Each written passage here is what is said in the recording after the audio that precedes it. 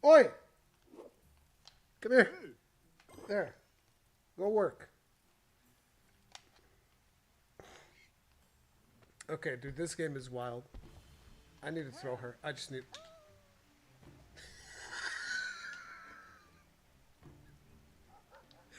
Now listen, we don't condone violence against dogs. Cats, on the other hand.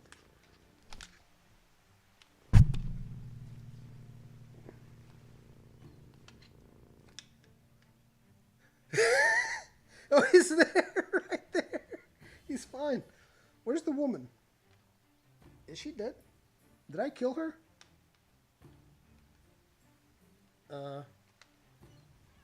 Did I kill her? I think I did.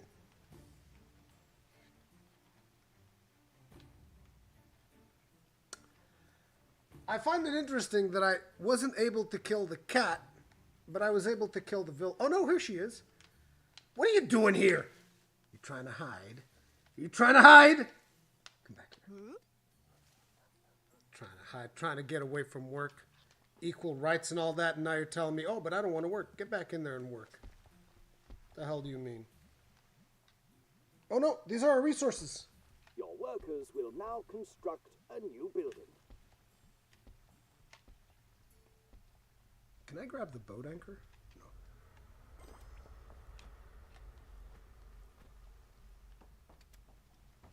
I love how when you zoom in really good, it almost feels like you're damn near in first person. Like, look at this.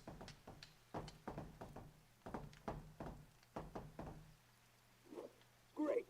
Residences increase the population limit of your town. If grilled meat is brought to the residence, a new townsman will appear. Let go. Let go. Did you say grilled meat? Can we eat the cat, maybe? Here's some meat. There. Here, I'll grill it for you. Listen. I'm sorry. These boxes need to get out of the way, okay? Let's grill this. Yeah, lovely. Delicious. Is there anything else that we can eat here? Oh, look, we got water and everything.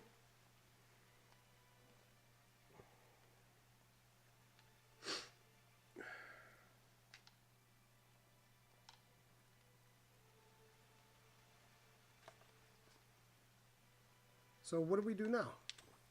Do I build more things? Oh, if I had a tavern, can I like maybe give them more resources? If grilled meat is brought to the residence, a new townsman will appear. How do I bring grilled meat to the residence, though? That's the part that I have no idea what you're talking about. Do you have grilled meat? Is that grilled meat? There. There you go. So you mean that there's people that are basically just having sex in there? We need more wood. Create a woodcutter by dragging someone to a tree. You're now a woodcutter. I guess that tree is not big enough for that. Okay, let me try and sort this out. Listen.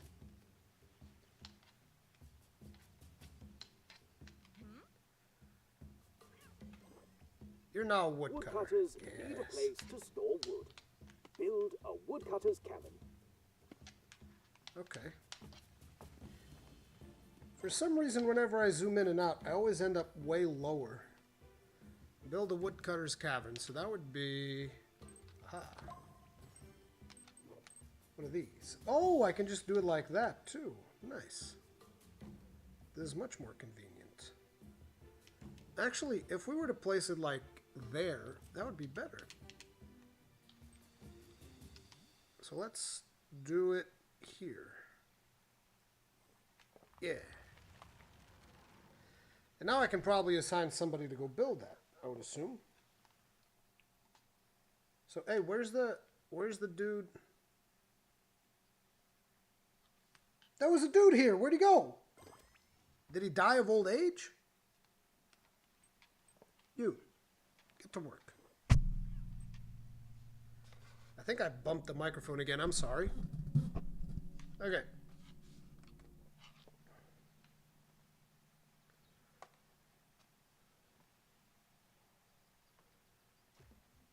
Oh, here's another one. You. Get to work. Dude, I keep bumping the microphone. It's so annoying. I'm sorry. All right. We don't need this windmill, and it's blocking a lot of space. Let's tear it down. Open the windmill's building info.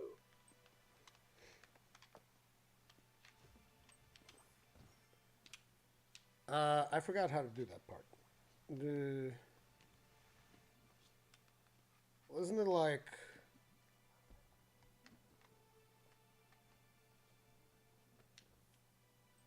this? Yes. Aha. Now click the tear down button and drag the hammer onto the windmill. Oh, that's it? It's like the hammer of Thor. It's broken. Assign a worker to the bridge to repair it. Yeah, you. Come here. You're now a bridge builder. Anyway, assign a worker to the bridge to repair it. Oi. Fix it. Oh, the trees regrow real fast. Okay. I guess you guys get the idea of what this game's about. It's actually pretty fun. It's a pretty neat little game. It doesn't necessarily need to be VR, though. Like, you could probably do this very easily with mouse and keyboard or even controller interface and just get these controls out. But it's definitely a ton of fun to be able to just, like, zoom in because the art style really holds up. Like, look at this. Look at how zoomed in we are. And I think that the art style looks really nice. Like, look at this house. Or, like, max zoom in. I feel like even though the textures are very simple, right? See how the house is like shaking? This is because there's just people having sex in there. And the moment you bring in some meat, they pump out a unit. That's pretty much the way that it goes. Yeah, I think this is a cute little game. This is nice.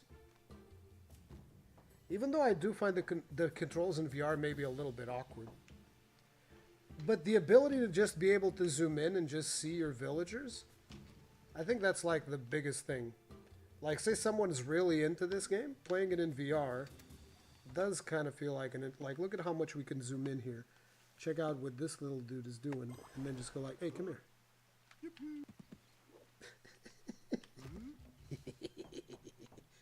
Listen, you need a shower. Much better. Now, here, take that.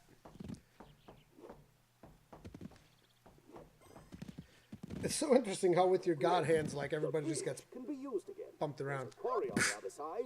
Build a stonemason's hut so we can get stone. Let go of me! But anyways, like I was saying, you guys get the idea of what this game's about. Let me... Eesh.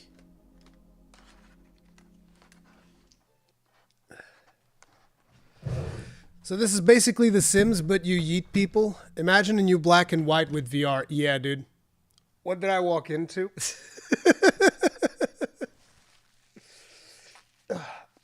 I have like a bit of a runny nose. I'm sorry. You murder, agree with dogs, equal rights, equal flight time. That one's good. Equal rights, equal flight time. But yeah, I'm actually looking at what this looks like on screen because, you know, watching it in VR and then seeing it on the TV is a little bit different. Interesting. I really do dig the art style that they're going for. I think it's a very pretty looking game, personally. But yeah. Stranded Rurik's Rock. The best. Bonking the villagers. Need to put the game volume. Yeah, I'm sorry about the volume, guys. There's not a whole lot I can do about it because I can't even see the levels when I'm like in the middle of it. Let me boost the levels just a little bit. I think that probably the Jurassic Park game was just a little bit louder than it should have been. That might be why we were having issues. I'll put it like this for now. We've got this notion that you quite like to sail the ocean. Is this a God game in VR? That seems pointless. No. I think it's actually interesting. But again, yeah, this... I don't know how deep this goes, but because this one seems more about like building, and you know the whole name of the game is Townsmen. But like it did make me think about a a friggin' black and white game in VR, dude. Dude, I don't know how many of you guys played Black and White, because Black and White is just like a really old game. And I used to play that all the time. I remember one time I let my creature just run around the map for a little bit. Oh, no, dude, there was this one time. So for those of you who don't know, it's like Black and White was a game where you basically played God. But you had a sphere of influence based around how many villagers you influence and whatnot. And then you had these creatures that would completely change based on how you kind of like taught them to interact with other creatures. It had multiplayer. It had multiplayer, and the the really interesting thing is I once played multiplayer with two friends. And we did, at the very beginning of the game, we did like a fight because you had these massive creatures that would be like, they would represent your influence in the world. And so we did a fight because you could have these two creatures fight. So I basically got my creature to fight my friends. And my creature was like this tiger looking thing. I forget what his creature looked like, but my creature was this tiger looking thing with claws. He had like really massive claws. And for that particular multiplayer session, I basically beat the crap out of my creature because you could just beat your creature left, right, and center, right? So I beat the crap out of it. I'd slap it around. You would actually just like slap it around. It was kind of like ragdoll movement, and you would just slap your creature around. So I violently beat the crap out of my creature throughout most of the game in order to kind of incentivize it to be more violent. And then when my creature fought the other dude's creature, it just beat the crap out of him, just mauled him down, completely mauled his creature down. And his creature got like scars from our encounter. It had like these 3 massive scars in its face. And we played, however many years it was in game time, because you would play the game for a while and years would pass in game time. And like his creature had those scars forever.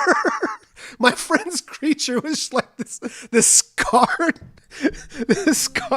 It was disgusting, dude.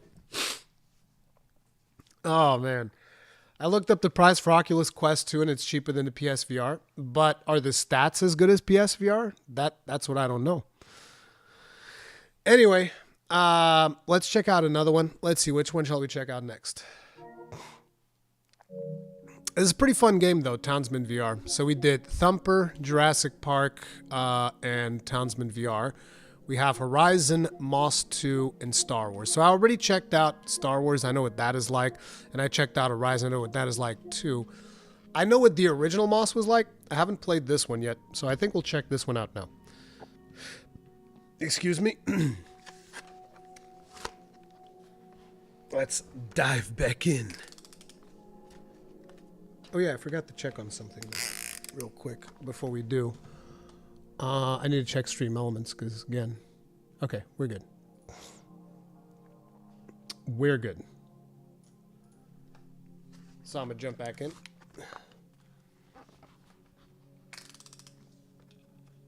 Okay.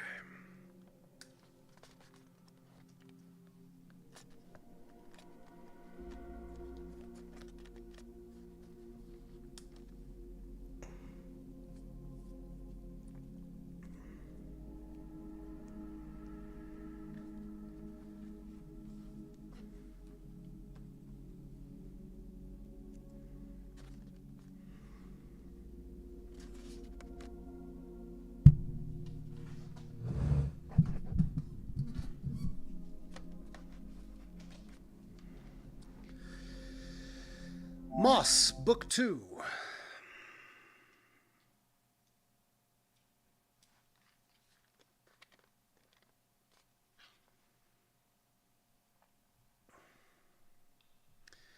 Keep play area clear. This is a seated VR experience. You will reach and lean in at times during gameplay. Gotcha.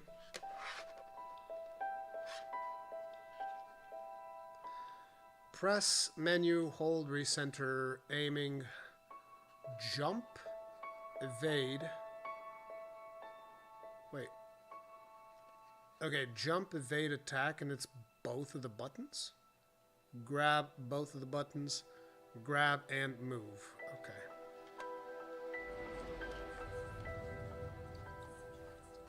Give me a second. I messed up one of the... Eesh. There we go. I really liked the original boss. It was really good.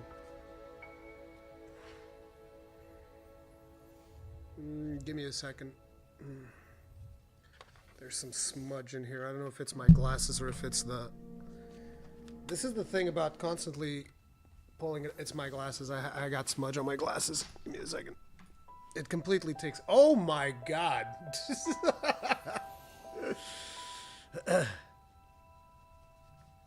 Yeah, my glasses are all smudged up. You're not meant to be constantly, oh, let me put it on, let me take it off, let me put it on, let me take it off, let me put it on, let me take it off. That's not what the intended experience is for the end user. Okay, I'm good.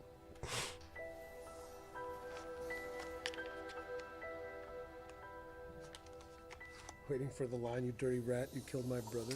Jesus.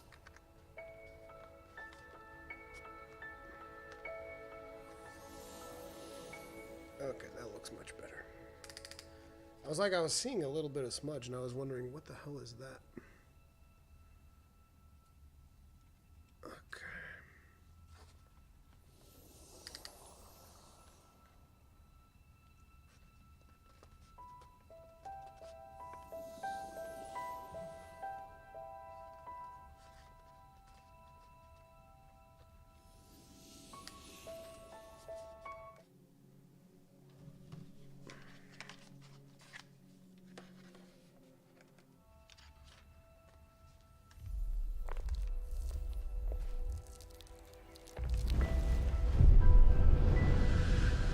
We remember you, dear reader, even if you do not remember us.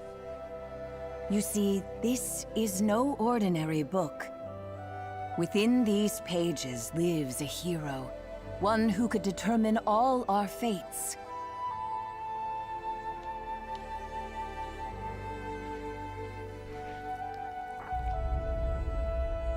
She needs a reader who knows just how important they truly are.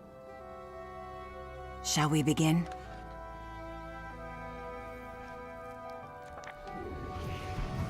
Every war in Moss begins and ends with the Five Glass, and on the Cinder Night, the Arcane tried to take them all.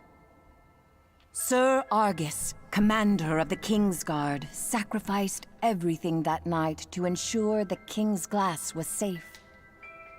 The sprites, too, had their own glass to protect, and their great champion did so until his final breath.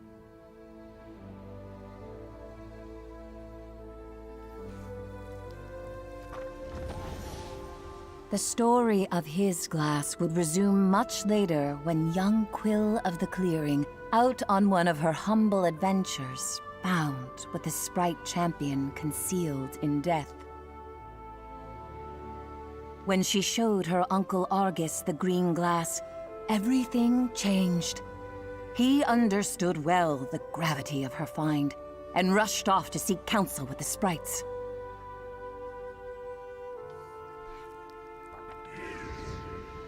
But Argus was captured by the Arcane, and so the starving Aduran came to Quill with a promise to lead her to her uncle. Quill knew of starthings only from campfire tales of magic and mischief. Yet still she decided to follow. Quill knew her uncle needed her. Oops. They embarked on a perilous journey. The Arcane's pursuit was relentless, and Quill barely survived. Aduran, who had become a friend of sorts, was not as fortunate, ending up in the jaws of Sarfog. Wait, is this Sarfog was the Arcane's most ruthless general, and at the very gates of the castle seized on that Cinder Night, the twofold heroes slayed the monstrous serpent and rescued Argus from captivity.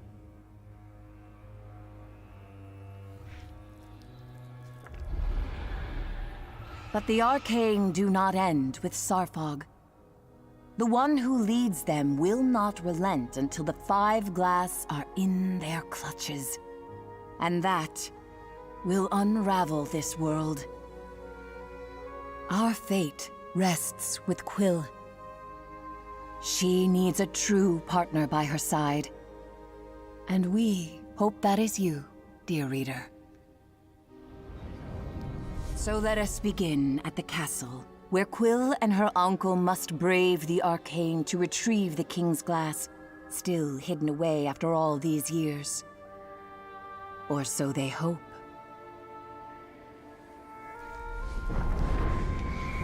Ah! See, look at this. Dude, I love this.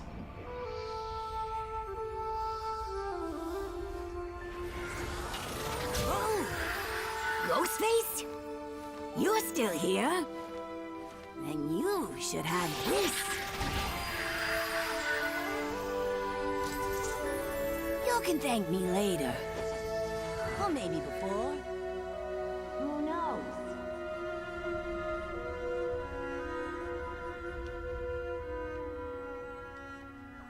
Quill searched the castle entrance Dude, for her Quill uncle's looks sword. awesome. He'd insisted they'd never reach the King's Glass without it. Quill was shocked to find it hiding in plain sight. She must have missed it last time around. It's so beautifully animated. Like, it blows my mind. After all, she'd been a bit preoccupied.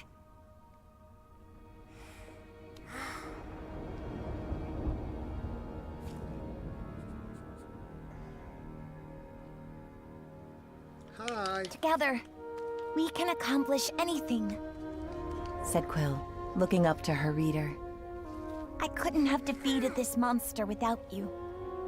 Thank you for being here with me.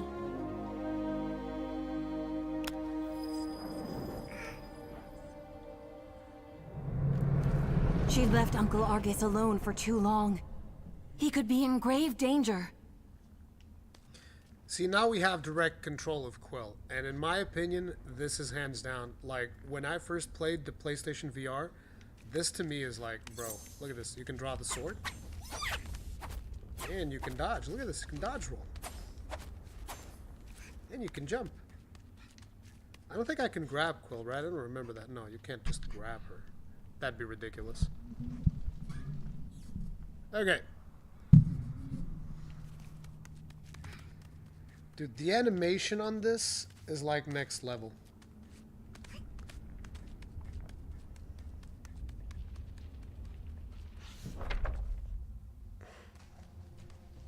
They had to hurry. Her poor uncle was too injured to defend himself should the arcane find him again.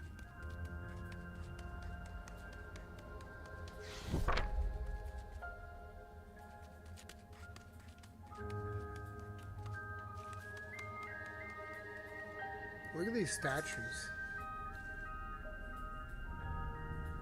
I just love the art style of this game. It's so good.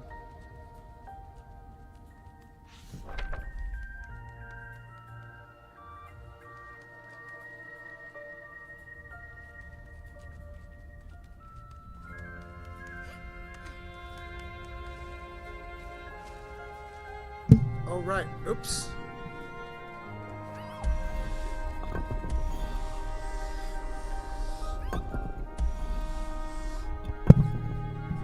Damn it, the microphone is like in a really bad spot.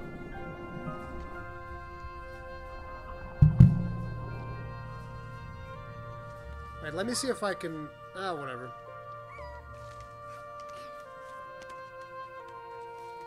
What are these giant clones? Ah! I mean, I can also just...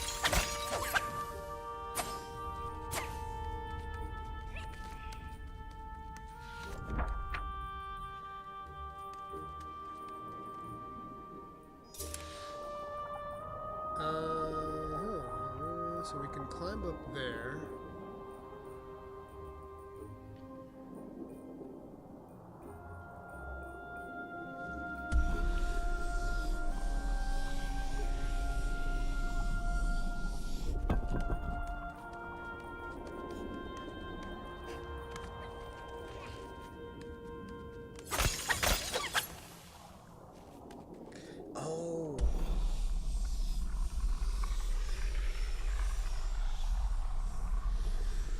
don't suppose I can put it up. I can just like move it forwards and backwards, and I can move this one too. No, actually I can't move this one. Oh, wait, I got it.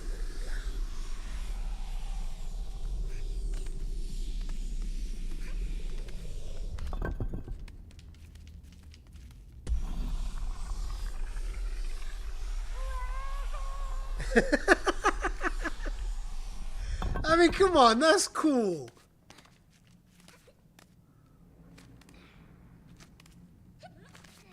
It's the little details that really make it. Does this thing do anything? Ah.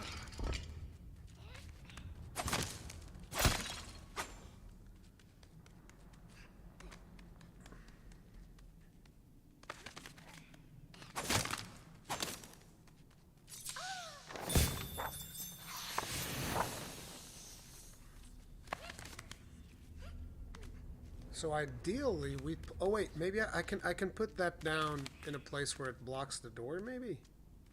Like, can I move this over here? Can I press the button? No, only she can press the button. Okay.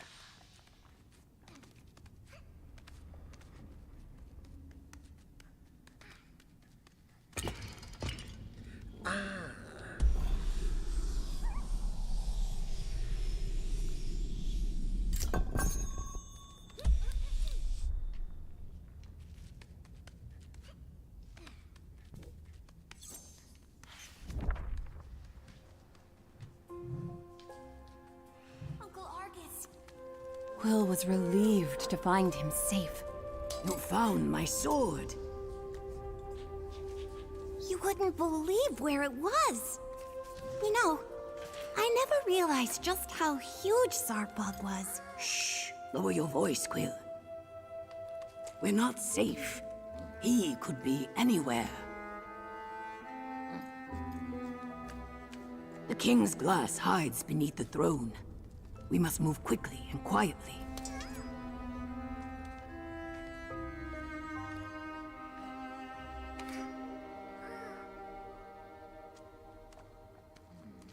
Your reader.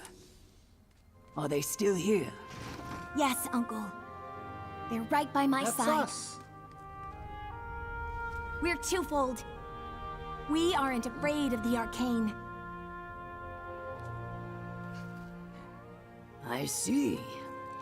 He said with a hint of pride. Now, keep your ears open and your sword ready. We must get to the throne.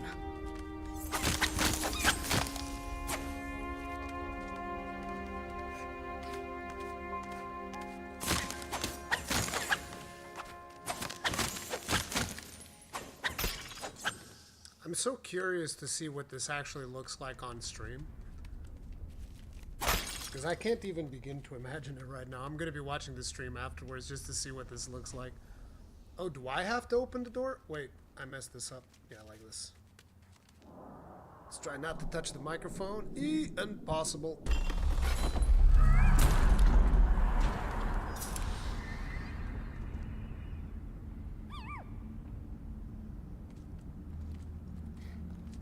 Unfortunately, my kid's only like 8 years old, and they're only recommending this device for children over 12. Because I would love for my kid to see this. He'd fall in love with this stuff. 1,000,000%. No sign of the arcane here. That's what worries me.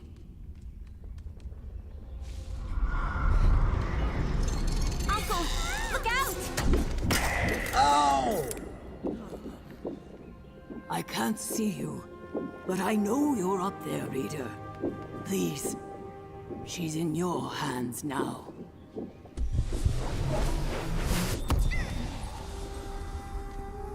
Quill, you're far too important to risk yourself for me.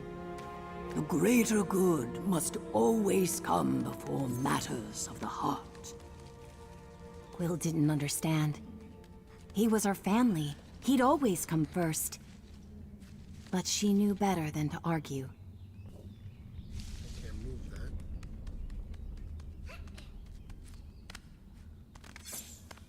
can actually climb over this way.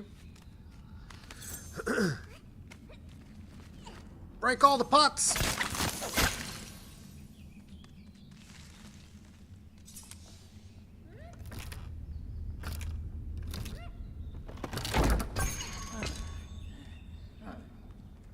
Go on ahead. I'll stay a few steps behind. You focus on getting to the throne.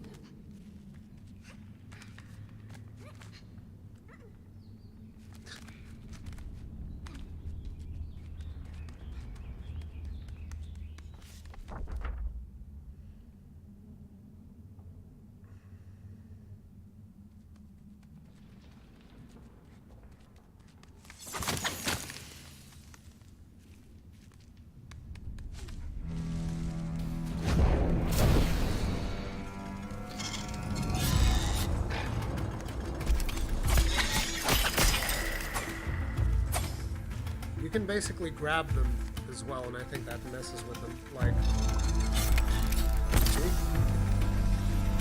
It's like he's completely under my control. What can you do? You can't do nothing. And then when you hit it, you know, it breaks apart.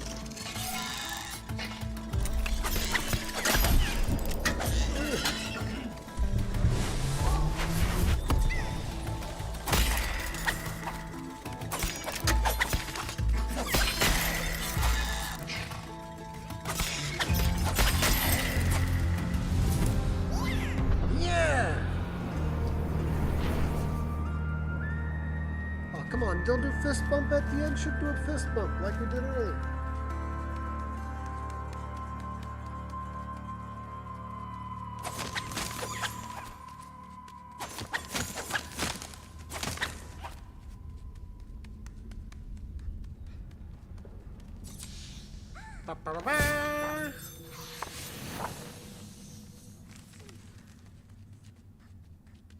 Should grab that other sword over there and dual wield.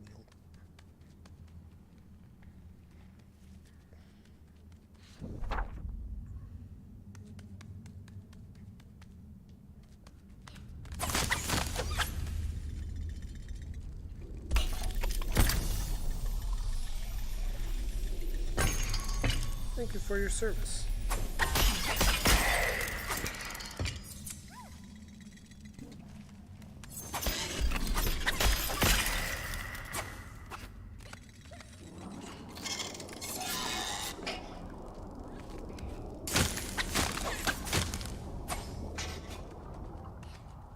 You always need to look around too, because sometimes you might find some hidden stuff, like in some of these levels. This wasn't one of those times, but yeah. I seem to remember that, like, in Moss 1, there were places where you were expected to look back. Again, I'm sorry about the audio. You probably can't hear me very well, but that's just the nature of the beast. Okay, so I have to break this.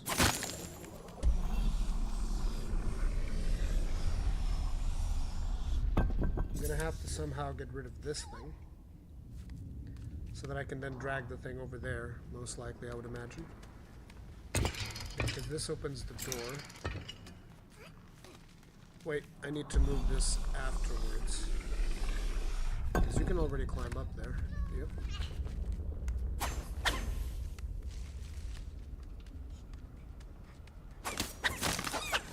Oh, wait, we can actually...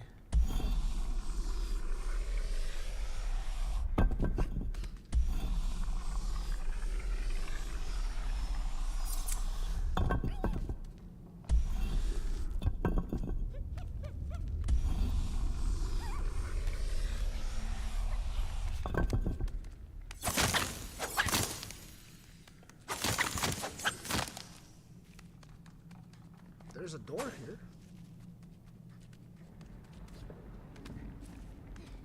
I guess I can't go through there just yet. I need to figure out a way to... Oh, there's a thing here.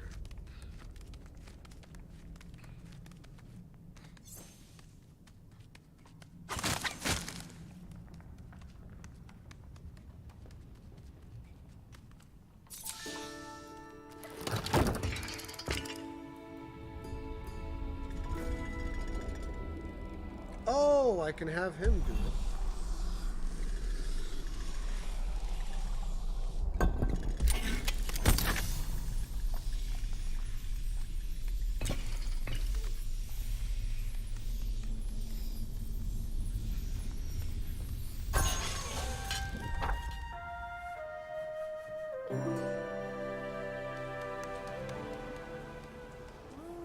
Quill was awestruck. This was the legendary throne room, the same room where her uncle was once knighted by the king.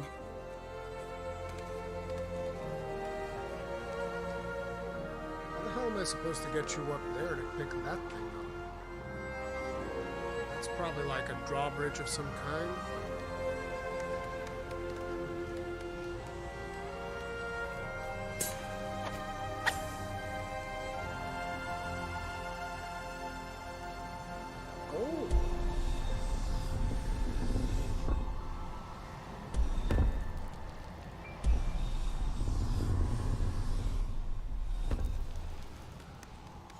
So if I do this, I'll be able to cross over to the other side.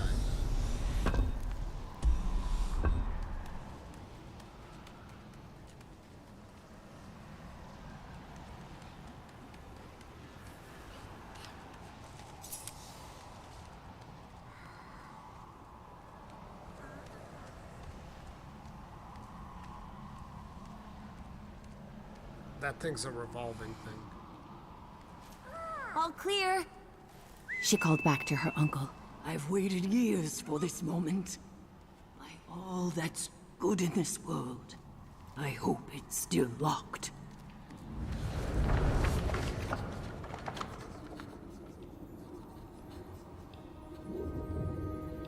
Ha! The fools never figured it out. He snickered. Uncle Argus then turned to Quill with a wink and a smirk, and plunged his blade into the throne. His sword was the key.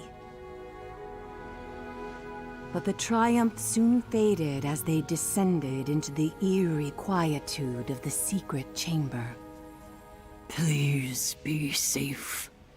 Her uncle pleaded under his breath, with an air of unease Quill had never heard before.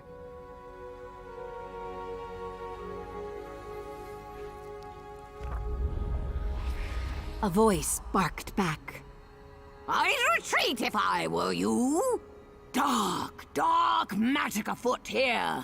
One whip of my wand and a swarm of undead wasps will skewer you alive. Her uncle laughed. Barnard, don't tell me all this time alone has you communing with the dead. But anyway, you guys get the idea. I don't want to like monopolize the whole stream with this one, but just know that this one's one of my personal favorites.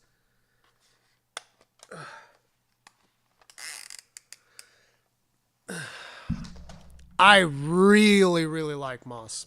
Moss is just like a really, really cool game.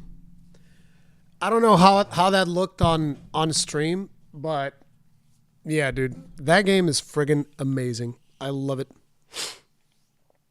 Really hope Sony gives us VR patch for Wipeout Omega Collection. That would be awesome too. I played Wipeout on PSVR1. That thing, dude. But Wipeout's one of my favorite games as well. So there's that. But yeah, this game is out friggin' standing, and I can't like I said at the beginning of the stream, right? This is very much a whatchamacallit? This is very much a luxury thing. But if you are getting this, then Moss is like near the top of my list of things to get, if not even at the very top. It's really, really good. They just do a fantastic job with this one. Let me just check Stream Elements really quick and see if I missed anything. I don't think I missed any notifications because, yeah, as I kind of predicted, I didn't expect. Because the thing about VR is that most people either can't afford it or aren't willing to put in the investment, which is understandable. It's still kind of, I feel like it's still kind of unproven technology, even though this is a massive improvement on the first one. You know, I think that what they need now is a killer app. And while Moss can be considered one of those things, I feel like it also doesn't break enough ground. Like, it's a great game. It's a fantastic friggin' game. But I think that people are waiting for what is the next big thing. Like, it needs a killer app, which I think that Sony might consider that to be potentially the Call of the Mountain thing, which we'll get into soon. But first, we're going to jump into Star Wars Tales from Galaxy's Edge. I played like an hour and change of this the other day, because as you may or may not know, I'm a massive Star Wars fan.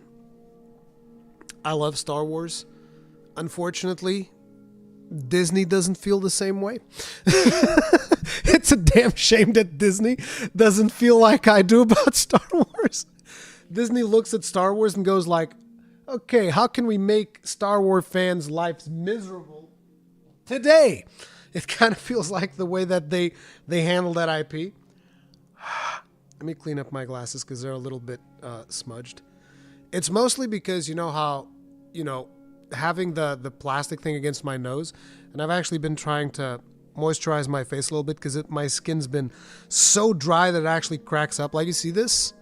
So there's like a wound like on my middle finger. Like, that right there is from my skin being so dry that I literally did this and it cracked up. I made a knuckle with my fists and cracked my skin. So I've had to like moisturize a little bit.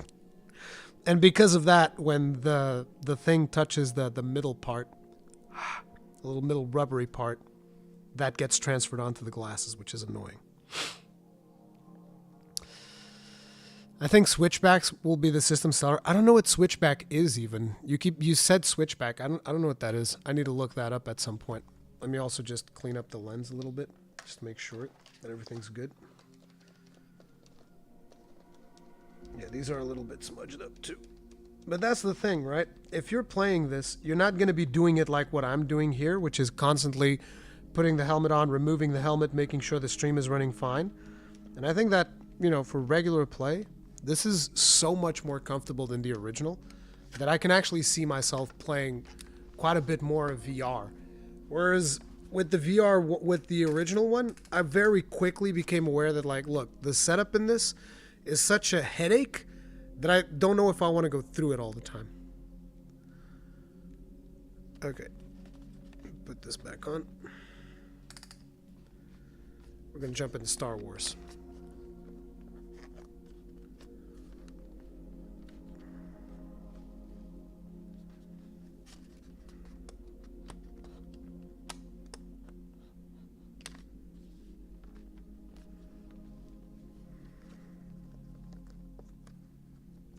Oh my god. I cleaned my glasses and forgot to put them on. And then I was like, why am I not seeing things focused right now? Maybe I'm missing a crucial part of the puzzle. Like my goddamn glasses. I was like, this doesn't make any goddamn sense.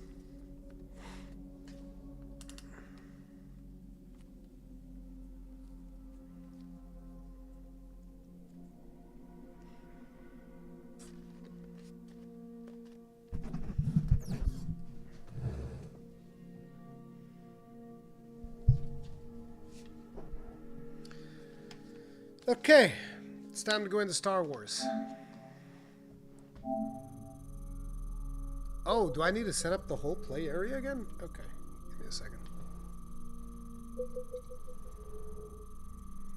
It's doing like a 3D map of my room. There.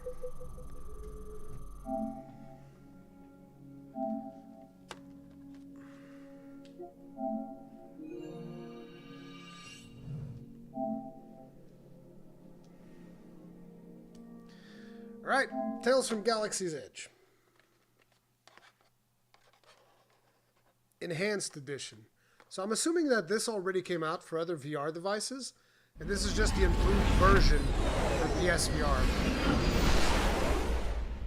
See, one of the things that they definitely should have done is just get, hey, look, EA, figure it out, make Squadrons work for VR2. They should have gotten on the phone with EA and make that stuff work. I don't know if they have plans of doing it. I hope they do. Because I loved Squadrons, dude. Squadrons was so good. And I can use my HOTUS on squadrons too. Okay. Galaxy's Edge. Seated, free move. I think I want to swap some stuff, actually, but let's just straight up do new game, reset game progress. That's fine. Whatever, I don't care. Free move, definitely. Easy, normal, sure. Screen shake, sure.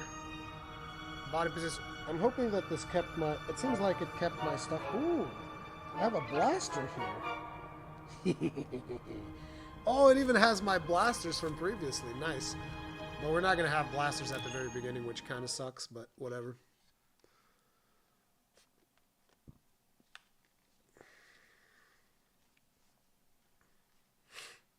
A long time ago in a galaxy far, far away.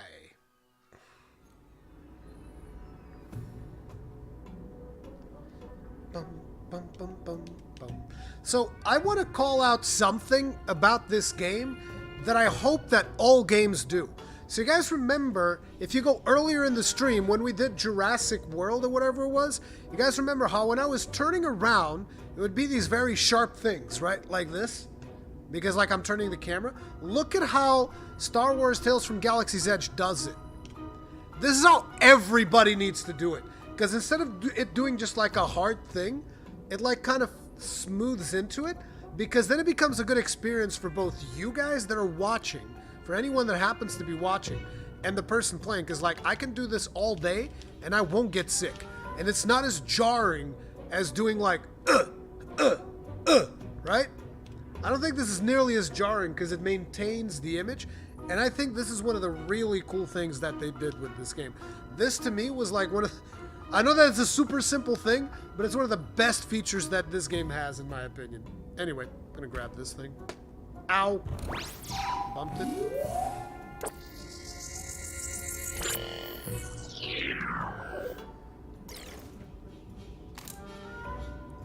I think the body might be a little bit too forward. I'm gonna push that back just a smidge. Body position. Send it back just a smidge. Right. Yeah, maybe a little bit too forward. Let's reset it. Let me just reset this. Okay, yeah, this is good. So this lets you kind of like teleport if you want to, but I like having full motion. Oh, the mic. Dude, I love Star Wars ships. You're already awake. I'm fascinated. Let me power everything up. Might Hi! take a second. It's very quaint how you biotics have to sleep all the time, even though it seems like a colossal waste of your lifespan. But it does give inquisitive droids the opportunity to look through your things. That's an upside.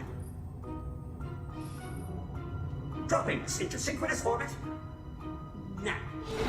The monster is about to while I'm at the helm. How'd that be for homecoming? And looks like the ferry loader will be docking. The Millennium Falcon! I'm a Millennium Falcon fanboy. I don't care. I don't care! I hope you feel rested enough for another glorious day crewing a droid parts freighter. Head to the cargo hold and we can get the pageantry started.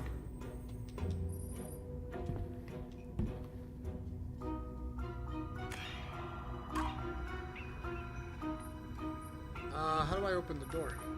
Oh, is it this way? What is this? Ah!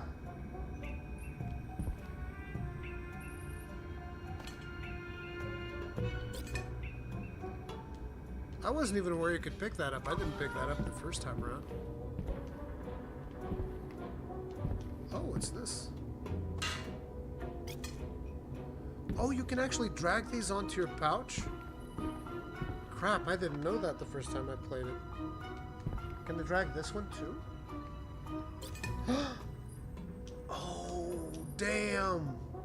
I wonder if these are like for selling. Review mission objective. Okay. Yeah. Sure thing.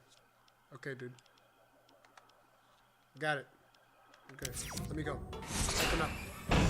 A bonk droid! Gonk. Gonk. Can I open this door?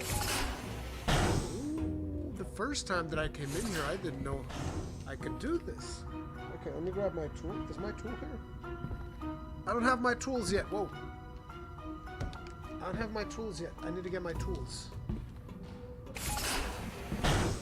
And then I need to come back here and get that thing.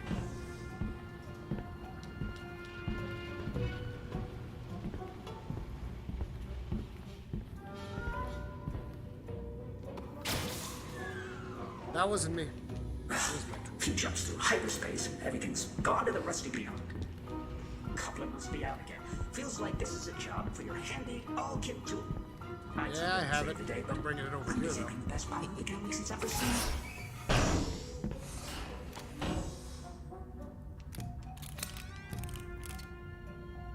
Alright, when I grab this, I can't move.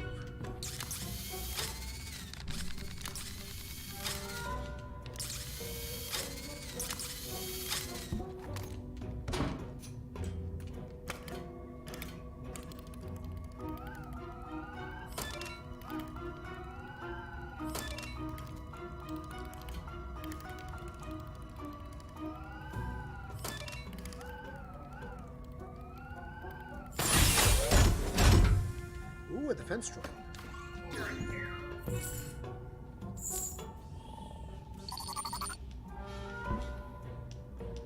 Nice, we got a defense droid and some credits.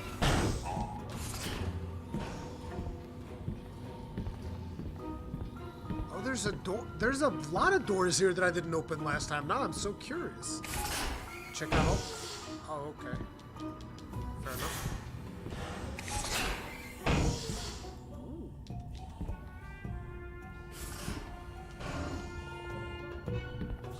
Credits. Well, somebody was playing cards in here. I guess I can't put these on the thing, but I can definitely take the credits.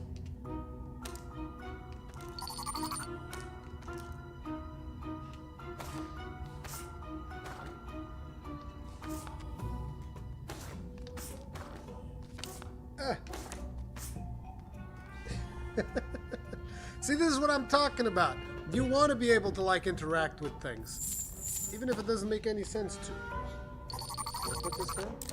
Whoop.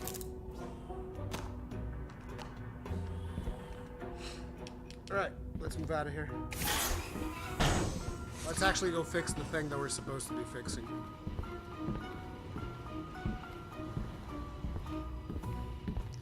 Dun, dun, dun, dun, dun, dun, dun, dun. I still have an awkward time grabbing this when I'm sitting down, but...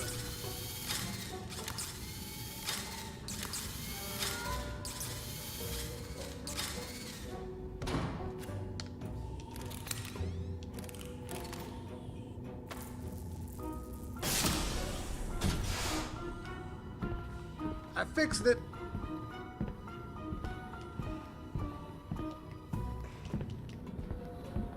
See, the thing that I would actually like, seriously, if you could give me, because, like, this game is kind of like an action game, right?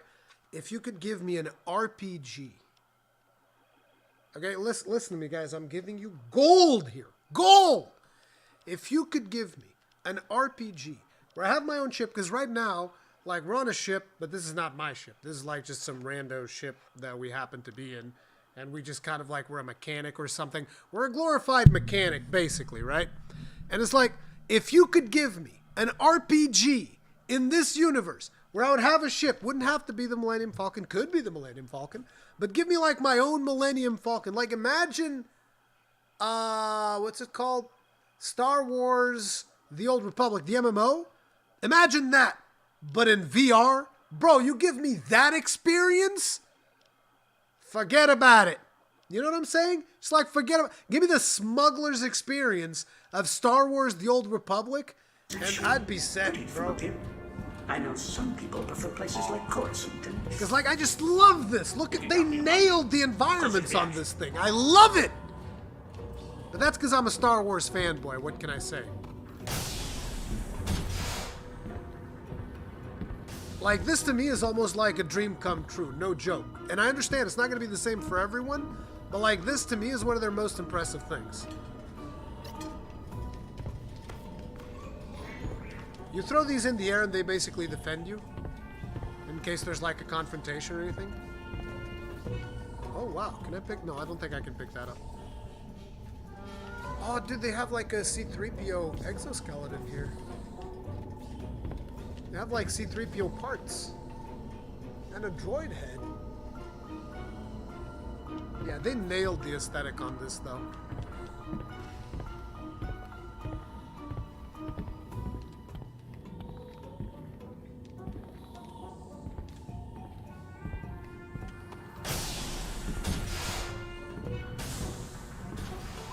The boss is on Holoforce.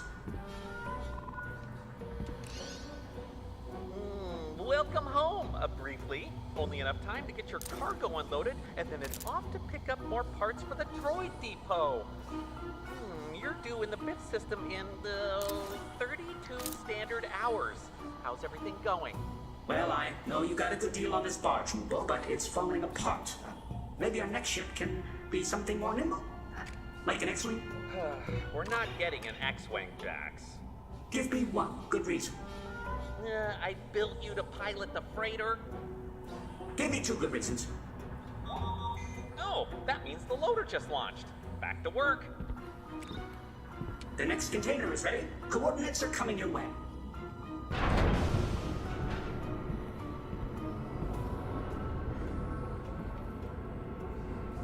Like, I just feel like they nailed the aesthetics. Make sure to scan those parts from Ryloth. They must be tagged for offer. I moved the container into position and pinged your compass with the coordinates.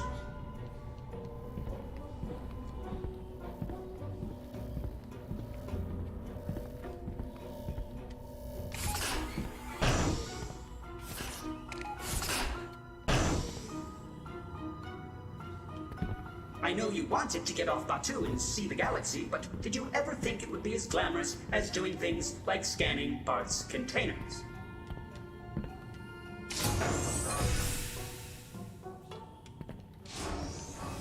You have to teleport into some of these tighter things, which is kind of annoying, but, you know. Credits. I don't even know what credits are for, to be honest.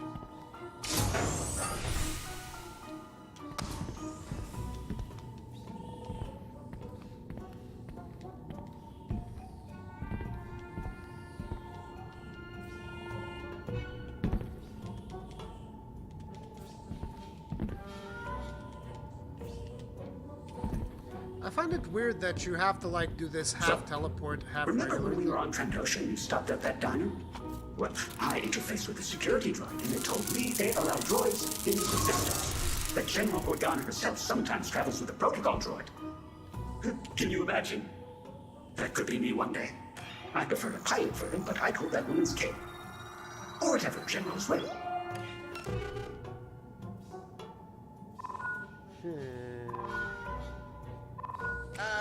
Yeah. You ever have one of those times when a cloaked traitor in the corner of a dimly lit cantina pays you a lot of credits to transport 2 special packages? This is like that. But we're certainly not smuggling them. But we're probably also not smuggling them. Seems reasonable. Planet side. See, we're not smuggling these crates, I swear. I think that's reasonable. Oh, look, defense droids.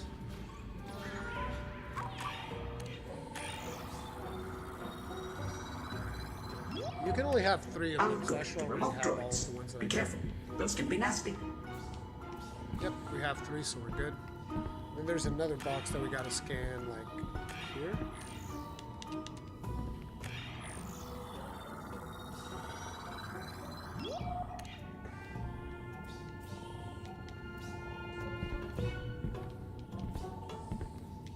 I think that's it. Yeah. Equip hover pack, which is this thing.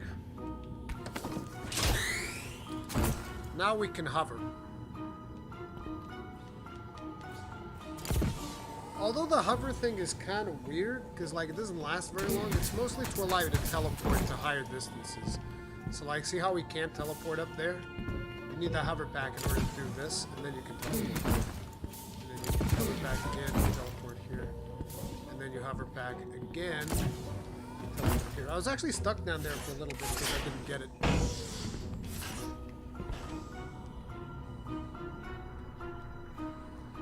Now things are about to get interesting, if I remember correctly. That's the ferry alert. That means... Let me just confirm. Yes, you're going to have to turn on the docking beacon from there. They're approaching from the port side, so that'll be the console you want. Transfer the goods.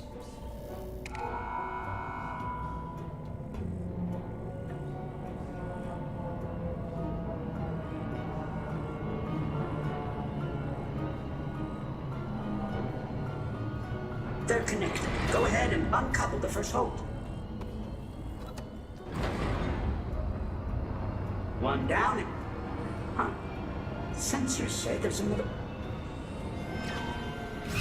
Oi!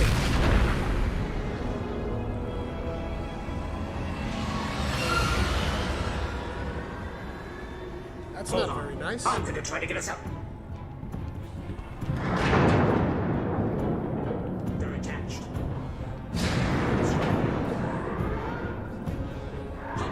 Get to the crane and lock. There's a pistol slip inside. I'll drop the blast door behind you.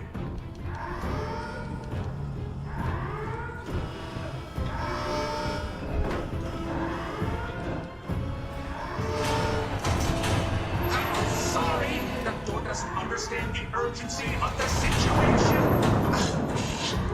That was me.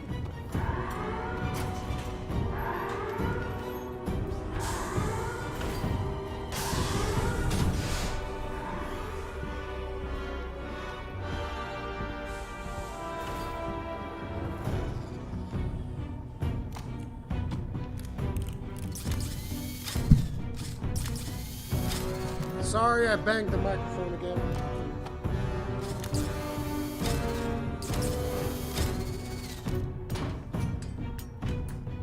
There we go. Now you're speaking my language.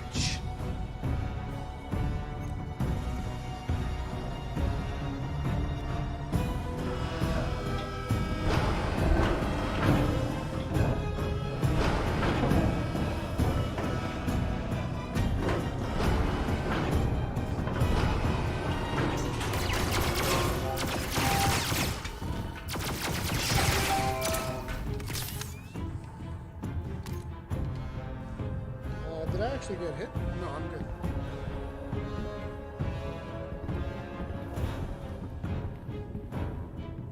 Oh, a gun. Yes, yes. Give me that. How do I crouch now? I actually don't know how to crouch. Does this game have like a seated mode? I don't think it does. Actually, I think it already asked me if I was seated. They picked the wrong ship. I'll show these pirates what. You got the dildo. Oh no! Oi! That's my buddy! Hi. The First Order is paying a small fortune for a piece of your cargo. The First Order? So, there are two ways this will go. You can hide and just hope really, really hard we don't fight. But eventually it's always, oh, there you are. Bland, dead. Or option two. You just put your hands up. It's pretty easy. Just like this. I give up, Tara. See. I'll take option 3 and shoot you in the face. I bet I can get a good price for it. So, You're ugly.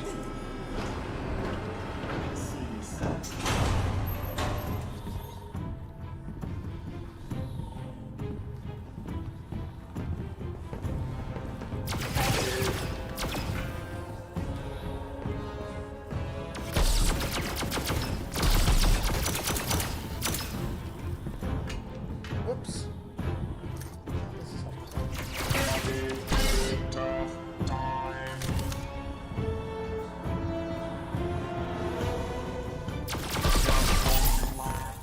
They got me! I can't believe that. They actually got me. unacceptable. I'm gonna play this one until we get out of the thing.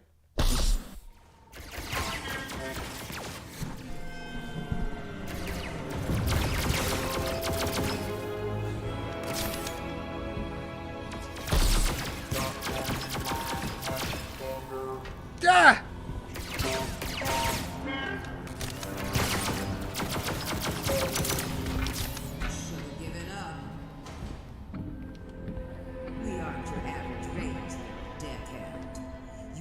That weapon's not very good, unfortunately. Means you should ask yourself, is one piece of cargo Wait, there's no other guns here? Oh, you have to jettison the cargo so they can't get it. Well, what? We don't negotiate with terrorists around here. Screw that. Take that, sucker chump! Eat me! Yeah! Idiots! Get in there and make that stop. No. I'm not done yet. Listen, there's cargo on this side too.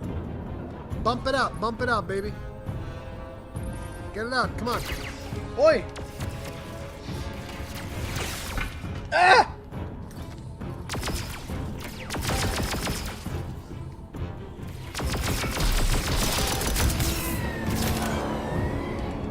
You hear that? The ship just took over Barton's atmosphere. Looks like it's riding into the dirt with a giant metal coffin. Or you can get out with us. Just put the blaster down.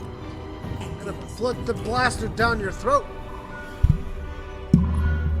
Sorry about bumping the mic, guys. I apologize. You have to jettison the cargo. I will. Then get to the escape pod. Bring out the things to jettison it. Come on, that's it. Let's go. What? Ah! Damn it! Microphone! Take that, sucker! You get nothing! Nothing! You understand? You get nothing! Oh!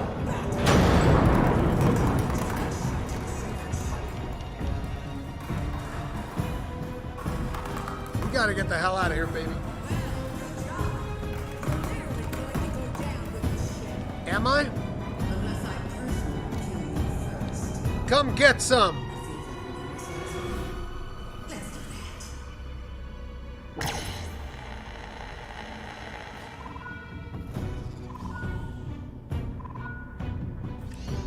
Oh, perfect. Now the escape pod.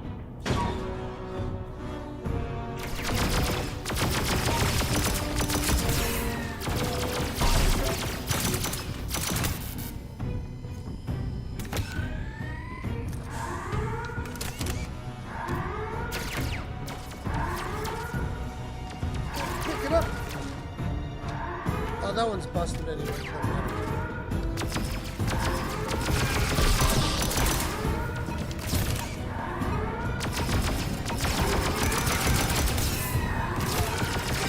What the hell are you looking at, buddy?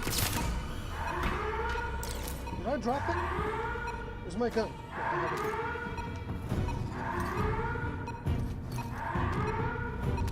Now I have two guns.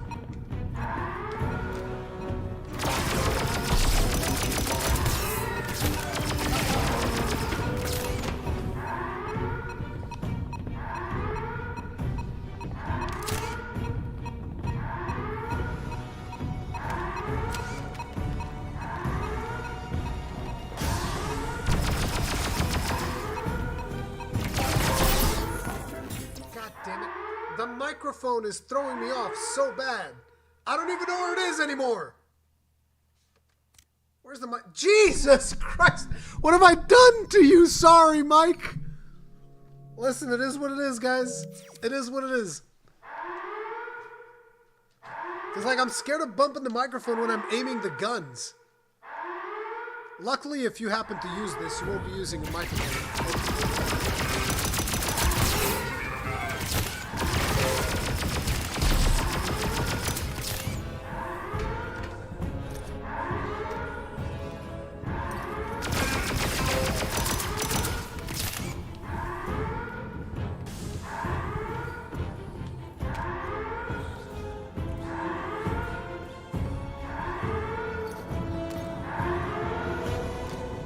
like I threw the other gun away.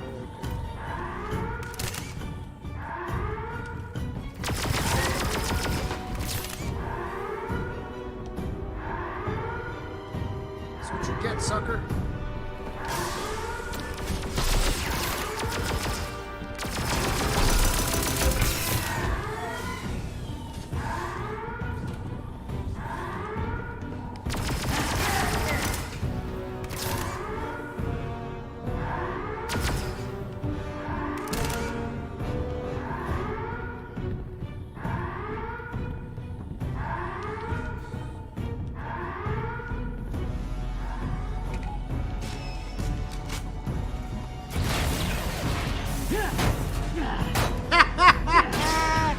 Bitch! Pew, pew, pew, pew, pew, pew, pew, pew. Yeah, that's what's up. Did I drop my health there? Okay, I set your coordinates for the Savi and Sons junk pile. That should cushion the pod's landing. Stay alive and meet me in Cecil Slack's cantina. Small kid. She hit the life support system. Only have the oxygen that's currently inside. Ruby, gonna have to get... No? No? Well, that's what to do. So, everything's fine. Totally fine. Unrelated note. If you start to feel like going to sleep, maybe don't. And is Jax with you? I'm not receiving a signal. No, Jax is gone, dude. But anyway, that's Star Wars Tales from the Galaxy's Edge. Wait, did I lost it by mistake. There we go. Which, to be honest, is one that I want to be playing quite a bit more of, because I actually enjoyed it. What I've played of this one, I really liked it. But again, I'm a Star Wars fanboy. I'm probably way too easy to please. Because the game is fairly simplistic. It's kind of like a shooter. You walk around, you do stuff and whatever. But I like it. I think it nails the vibe of Star Wars pretty good. Oh yeah, here's something that you can do, by the way. See, in this one you can pick up stuff, throw it around all over the place.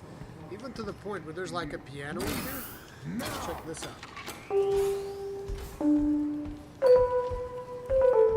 I said out!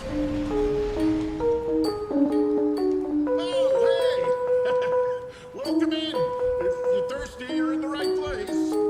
We sell drinks here.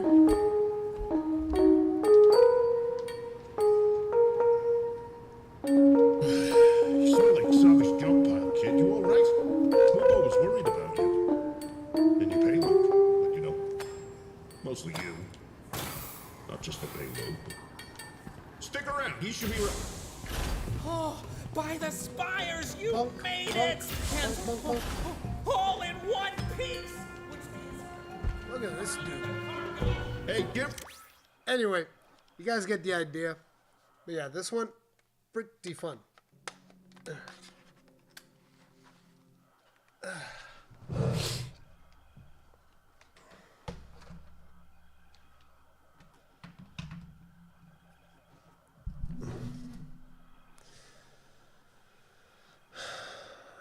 The mic got more abuse than the tiny people in that Sims game. Yeah, my poor microphone, dude. I kept bumping it with the controllers. Like, my apologies. Like, I know that this is not the ideal thing, but I wanted to show this to you guys. Dead Space in VR needs to happen. Damn. Sotar VR MMO. In-game Pazako Riot. Imagine being a fan of that SJW droid AI. Dude, shut the hell up. Solutions exist for more than a decade, different omnidirectional threadmill concepts, whatever. Dude, I've done the omnidirectional threadmill thing. Back when I did it, the technology was definitely not there. Because, like, it was super awkward. Basically, and like, I played it. I played this game that they had made for the omnidirectional threadmill thing. And what it feels like, because that's essentially what you're doing, it wasn't even an omnidirectional treadmill. It was like some kind of like sliding thing. So your feet would slide in the thing. And there would be like this ring around your waist to prevent you from falling. But the whole time I was running, it felt like I was falling in real life. So it was super awkward. But then again, this was a long, long time ago. Play the song of the Gunlands people. Yeah, dude. But it's like I said, I see BB, this stream convinced me once more that PSVR2 is a flop. It's honestly just not worth buying a PS5 and a headset, not even just a headset if I'd have a PS5. The thing about it is, like I said, I said this literally at the start of the stream. It's like, look at buying a console as if you're buying a watch, right? You're buying a console to play video games. You're buying a watch to tell the time. Now you can buy a good, reliable watch like a Casio. I mean, I keep saying Casio because, like, I don't wear a watch. I don't know, like, watch brands. I remember Casio because of there was, like, some recent drama between Casio and some celebrity or whatever. So it's like you can buy yourself a Casio, like a quartz display or whatever. Tells the time just fine. You open it up. Oh, I can see the time. That would be like, you buy a regular console, whether that's a PlayStation, Xbox, a Nintendo Switch, whatever. You buy yourself a Casio, boom. Buying this, you're basically buying a Rolex. You're not doing it because you need to. You're doing it because you want something else out of the experience. That's the thing. And whether or not it is worth it is going to vary depending on people. Like if you were to ask me, right? I got this unit sent in to me by PlayStation.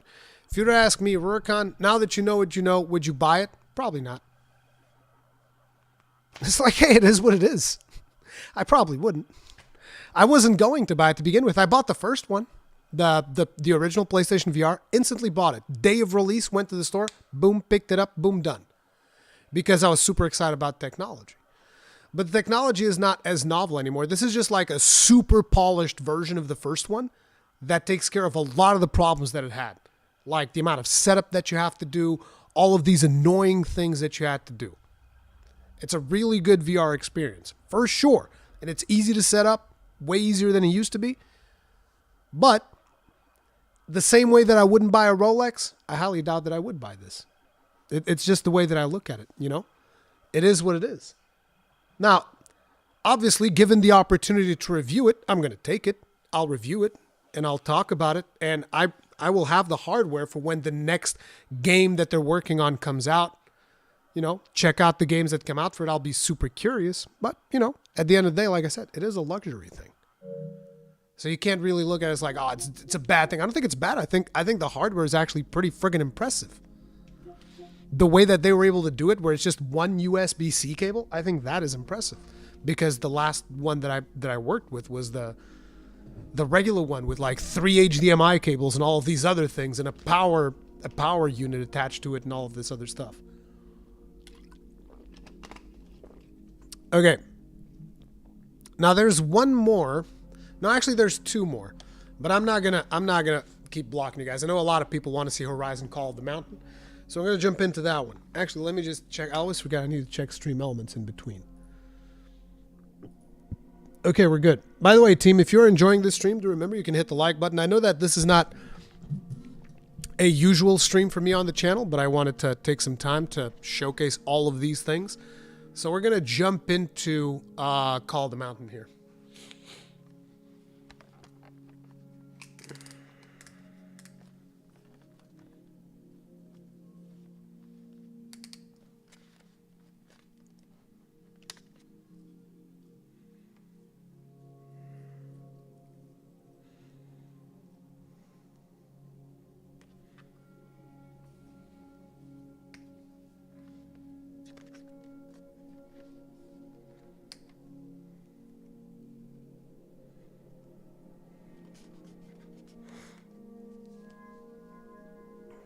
This one's going to be really awkward. I have to put the microphone really far away because I remember what the start of this one is. I'm going to be bumping the microphone so many times, but let's go for it. Welcome to Microphone Bump, the stream.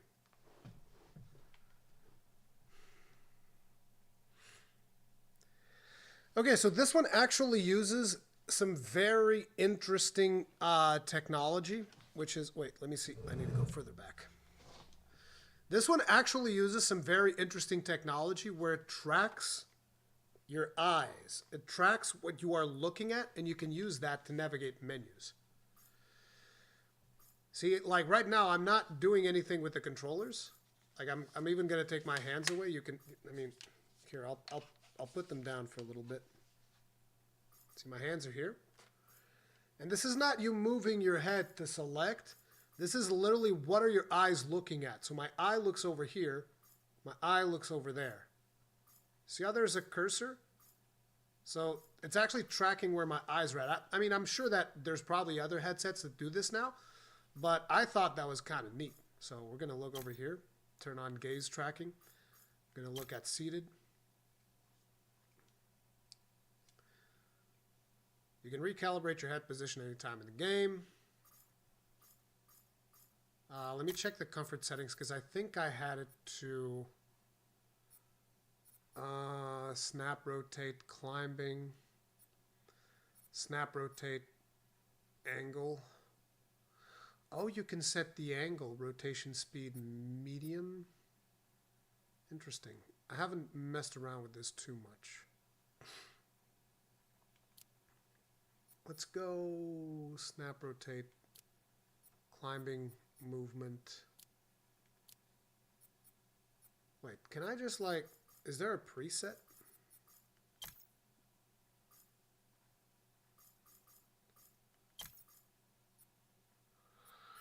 And I didn't really want it to continue. I wanted to start fresh.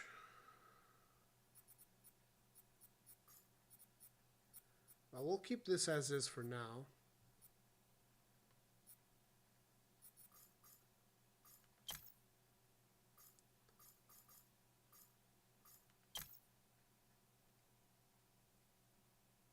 I don't know how do you actually...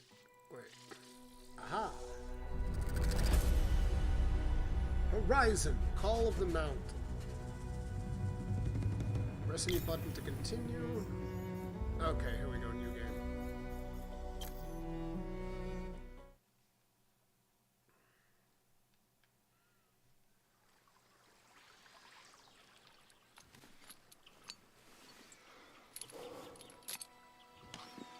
Okay, the microphone is actually far away enough that it shouldn't be a problem. Kavad. If the boat goes over, it'll drown in these chains. So he drowns. Can you take this off my head? Kavad.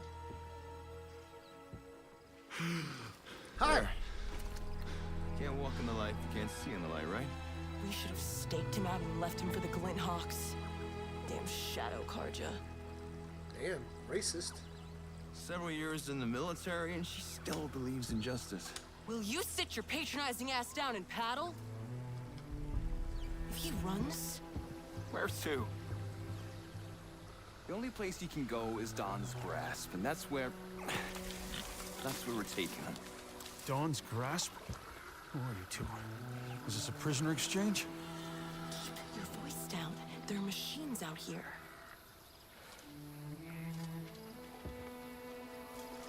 Blameless Mirage is giving you a chance. We all make it back to Dawn's Grasp alive, you can toss him about a pardon. So, either take your chances with us, or... Stormbird.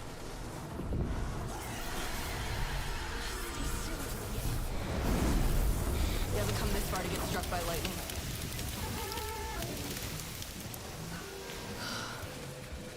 Alright, I think we're clear. This is like the most visually impressive game in the software right now.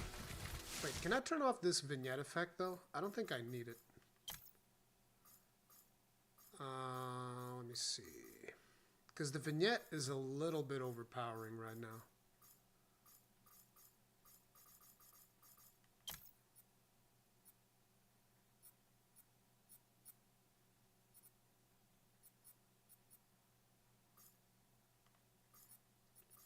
I guess I can't do it yet for some reason. No, control and movement settings. Advanced customization. Where's the vignette? Vignette strength, low. Off. Let's turn the vignette off. No! Press the wrong thing.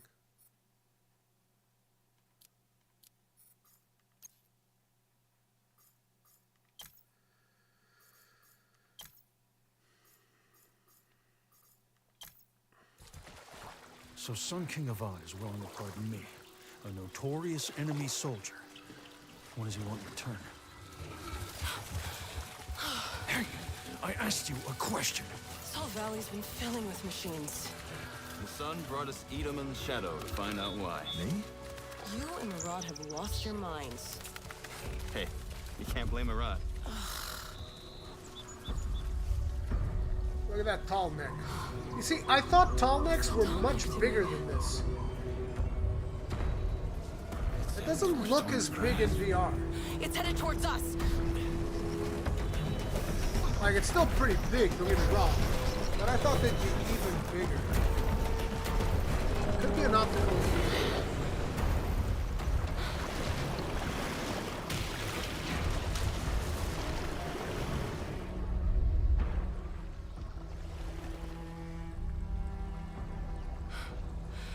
If those machines keep coming, there's not going to be anything left of Dawn's Grasp when we get there. Blameless Mirage would have sent for reinforcements. If there were reinforcements coming, we You wouldn't guys have been see that sent to observer drag right there? this Look at that murdering sucker. sting out of prison. Oi! They can offer him a pardon. Don't talk to me like that, woman.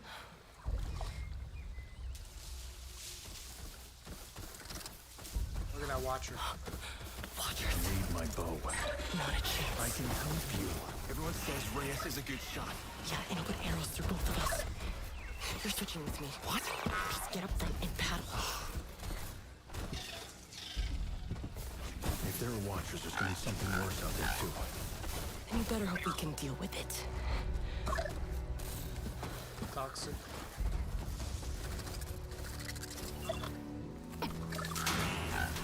Dude, she has one hell of a throw. Did we lose them? Keep quiet. Please don't let them see us. Please don't let them see us. I'll go to every dawn ceremony if you just don't let them see us. Son, save us. It's not like you've never seen a machine before, Kavad. Just keep us to the left, away from them.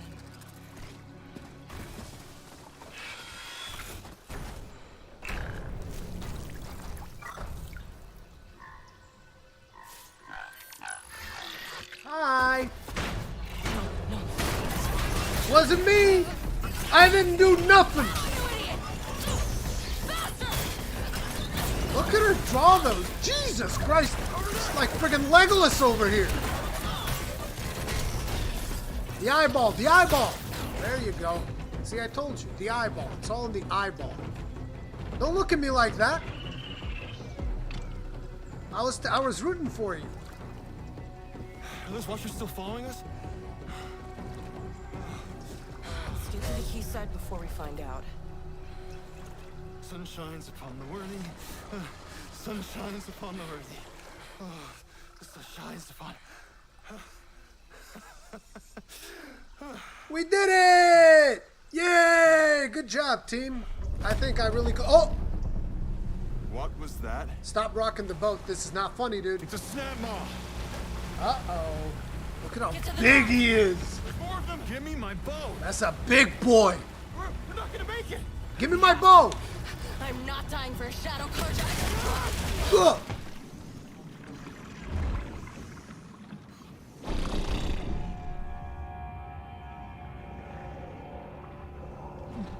Uh-oh.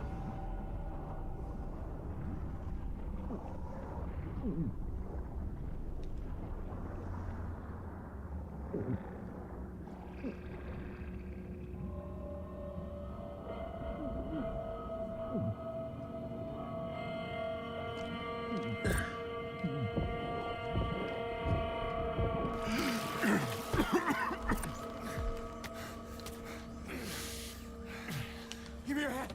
I'll get to you. Just hold on.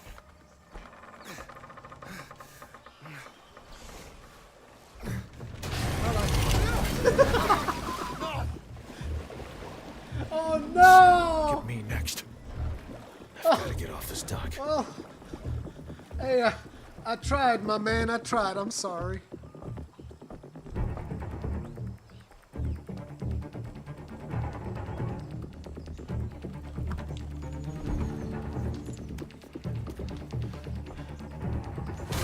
Whoa! We should get off this dock. I actually forgot that happened.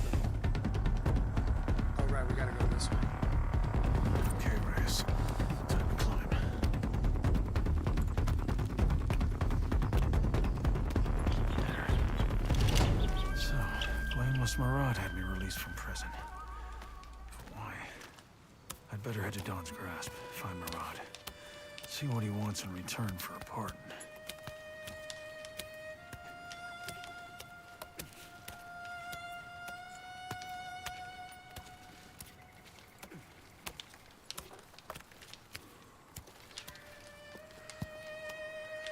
If I remember my maps right, I'm on Get used Bright to Dog. climbing, because there's a whole lot of climbing Grasp in is here. on the other side of it. Do I go there or make a break for it? No, I'm not a criminal. That's why they called it Call of the Dawn's Mountain. Grasp. See what Mirage wants.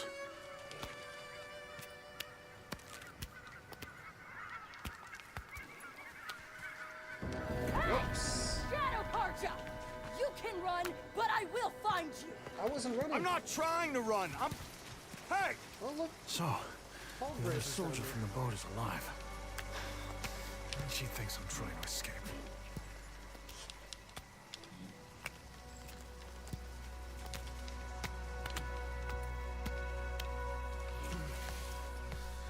My bow!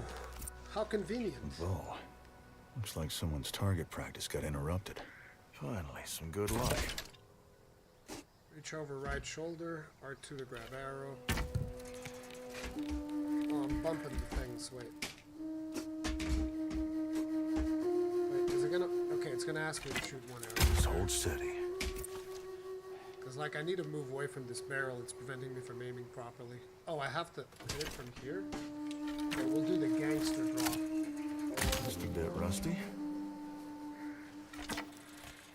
God damn it. This thing, like, bumps into us. Let me adjust the... Okay, this is good. Okay.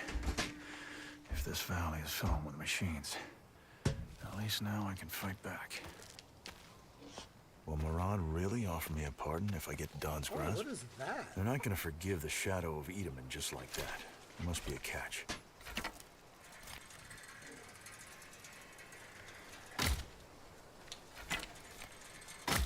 Yeah.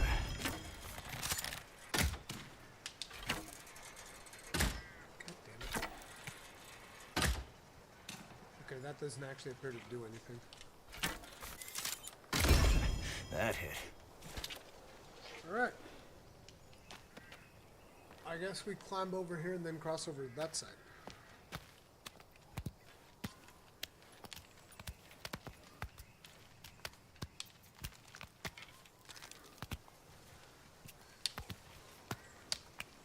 Like I said, there's a lot of climbing.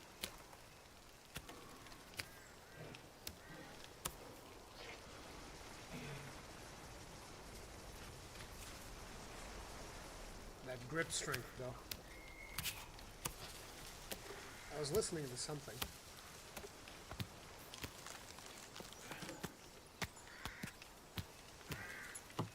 The guard post. No, do not change my movement settings. I'm good.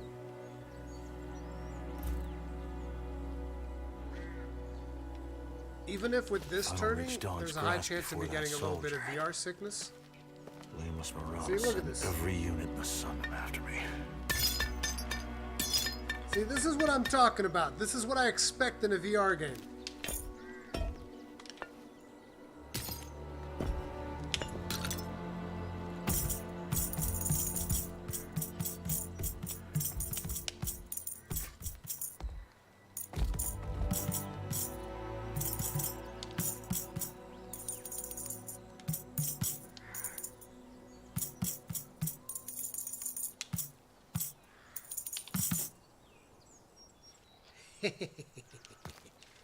Ooh, what is this?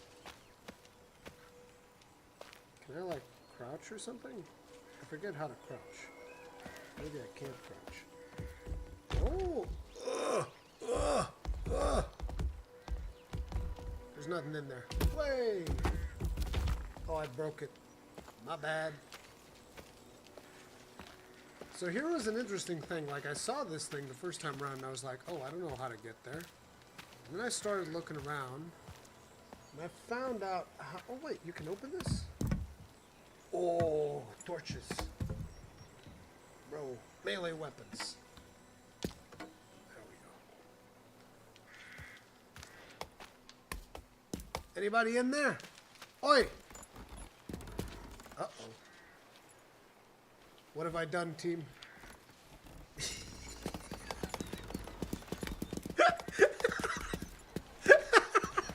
I'm not gonna let go! It's mine! My stick! My fire stick! Alright, oh no.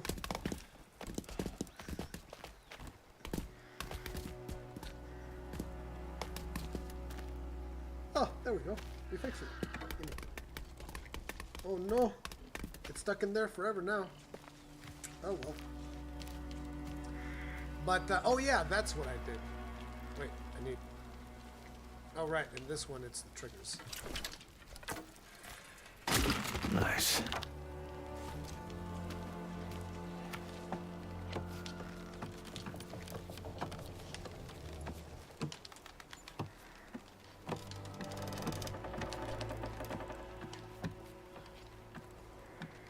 Oops.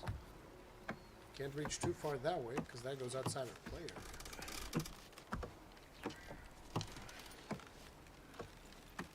This is probably a better game if you're standing up.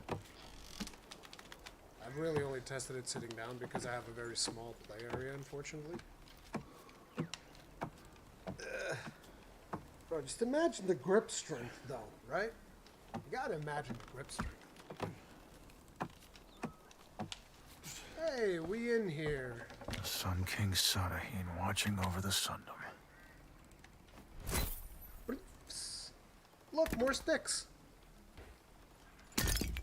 Yeah. Wait, can't I? Yeah. Take that. And that. Look at all. Oh, nice. Wait, no. Wrong hand. Yes. What a Giga Chad. What a Giga Chad, dude. Alright, give me this box here.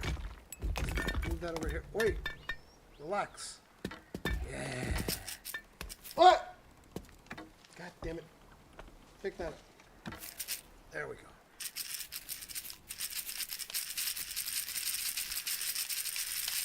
Na, la cucaracha no puede caminar porque no tiene. Y you wanna babuma. Yay! I'm gonna need that. An apple a day keeps the doctor away. I love how you can throw it in the air and pick it up with either hand. Oh, dude, there's a warning beacon over there. Whoops. Got it. Bro, I'm a Giga Chad with this bow. What can I say? I'm a goddamn sniper. I need to stretch just a little bit more to reach the rope. There we go.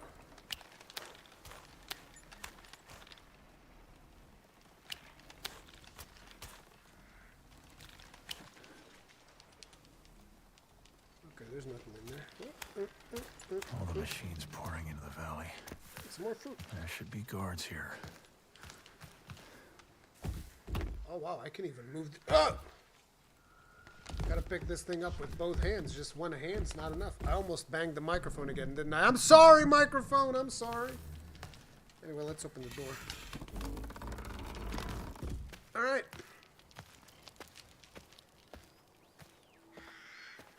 Oh, How do I get to Don's grasp from here? Hold triangle. Should be able to climb up the side of that tower. Yeah.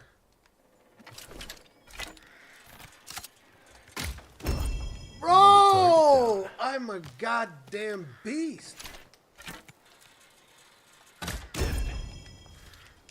My man does not miss. The Giga Chad. Now, this is when Kegrin tells me that I'm a bow main, I'm sure. Goddamn Kegrin. Always coming up with the wildest accusations.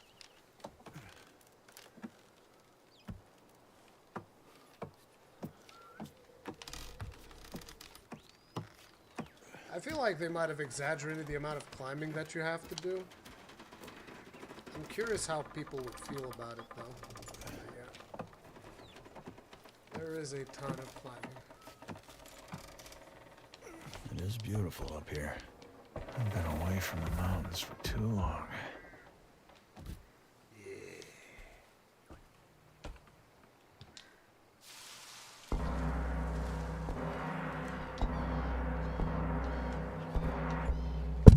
Ah! Fuck! Microphone! I'm so sorry. I'm sorry, buddy. I'm sorry.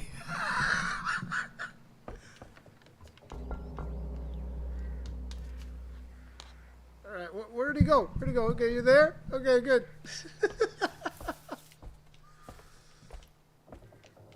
There's another house in here. Oops.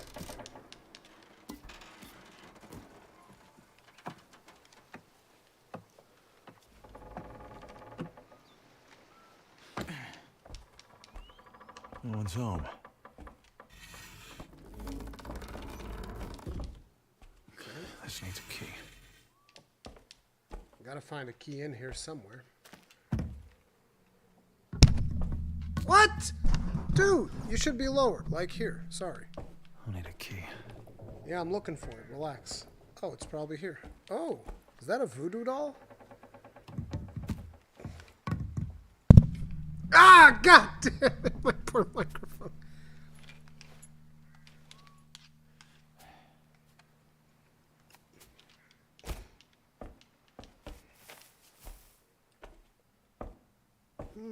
Maybe somewhere around here?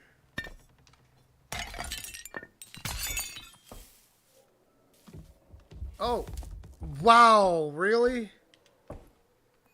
It's literally right here. Okay. Open inventory.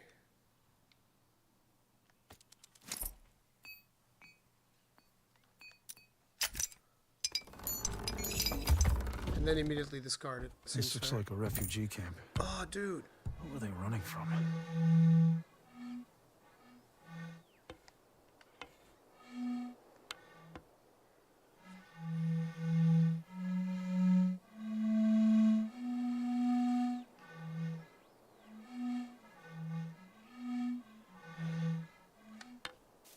Nice.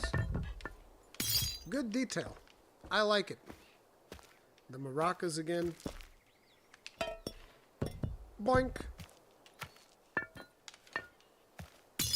That should help. Wait, he's actually eating it? Interesting. I didn't know that he did that. Watcher. Good thing I found a bow. Okay, sucker. Where do you want it? Oh, my freaking microphone's right here. I need to like step as further away as I can because I'm gonna have to stretch this sucker.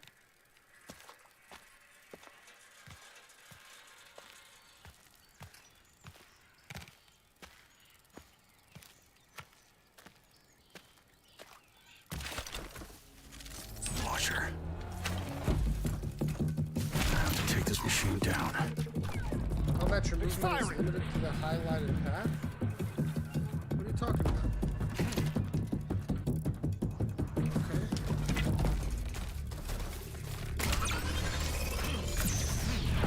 Time to hit its weak points.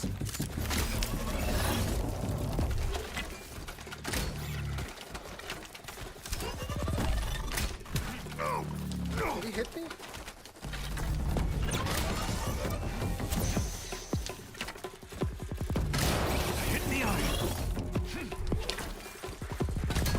That's legit.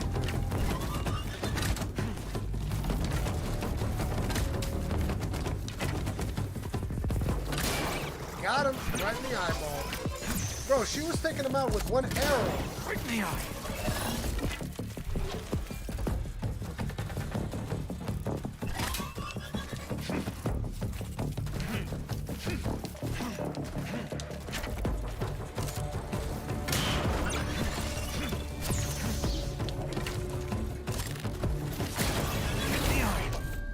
Gotcha. Dawn's grasp should be close.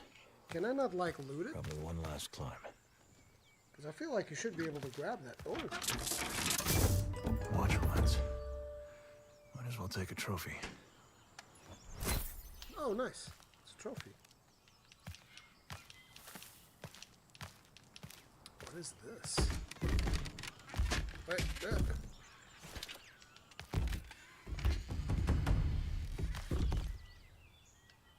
what are these for?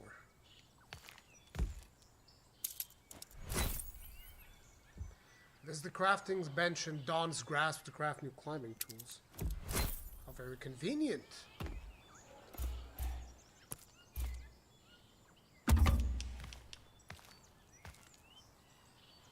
Oops.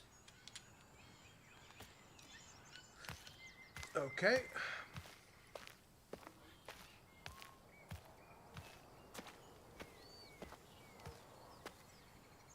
Oh, dude, you can play the drums? Oh, hells yeah, dude. Look at that. Some percussion.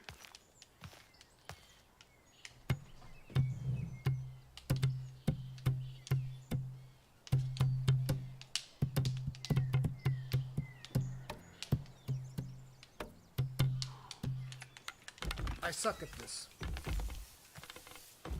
Wait, stop, stop. There's something in there. Is that some discarded machine armor? Armor upgrade obtained.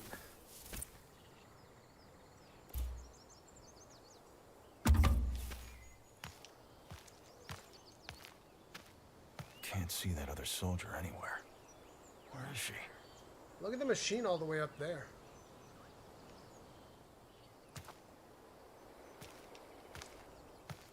Okay, where am I supposed to go now? Oh, that way.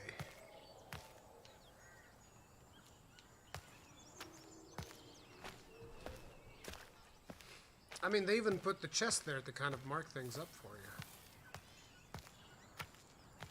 Just gonna go ahead and eat. The left hand shows current health. Health bars show amount of damage you can take. How? I'm confused. Oh, it's these things. They glow. Okay. So if That'll keep me going. Okay.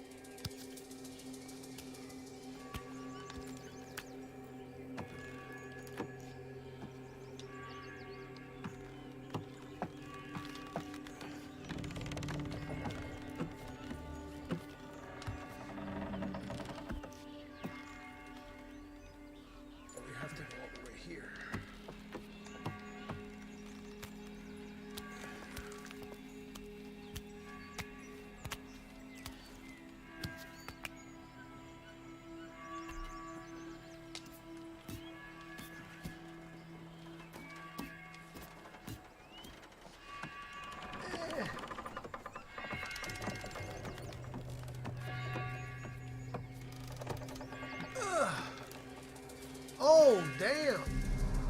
Dawn's grasp. It's on fire.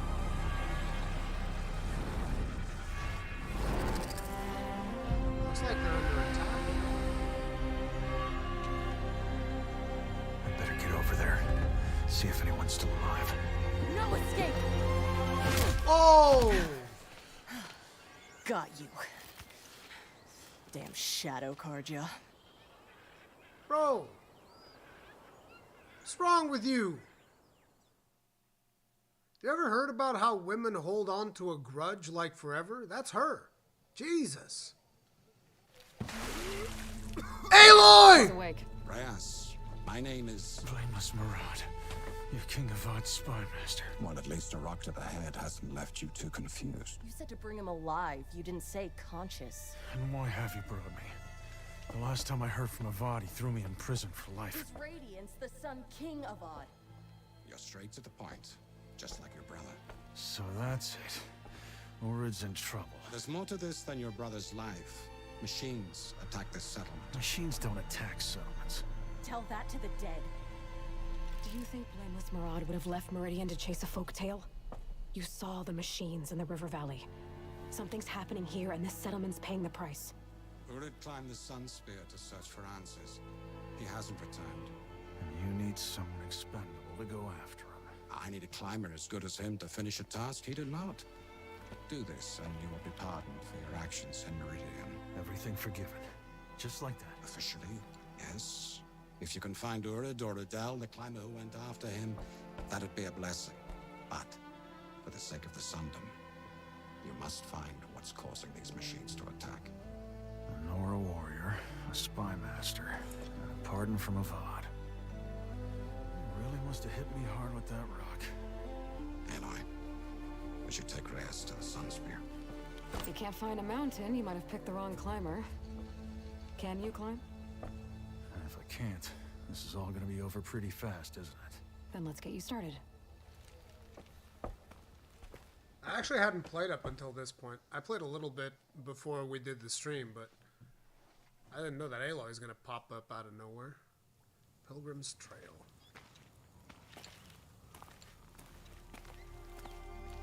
This is the route up to the Sun Spear. I said I'd get you here, and here you are. Good luck finding those answers. Where are you going? To Sunfall. I have business with the Shadow Karja. From what Mirage says, your journey is away from them, up that mountain. The people in that settlement are counting on you. I hope you find your brother. See ya, Aloy. Nora's gone. Shame. She looked like she would have been helpful if things turned bad. Yeah, she is. I'm... But okay, that is Horizon Call to Dawn. There's one more thing that we got to check out. Let me go ahead. I will do this. Look at this.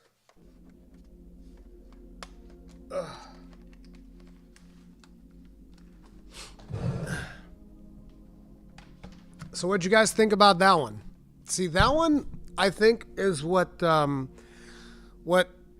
is currently betting on to be like their killer app. I think it's a pretty cool game. The problem right now is that I feel like there's too much of this going on. I feel like they could have gotten that feeling across. Here's the thing, you can also automate that. You don't have to necessarily do like this all the time. You can kind of automate the process a little bit.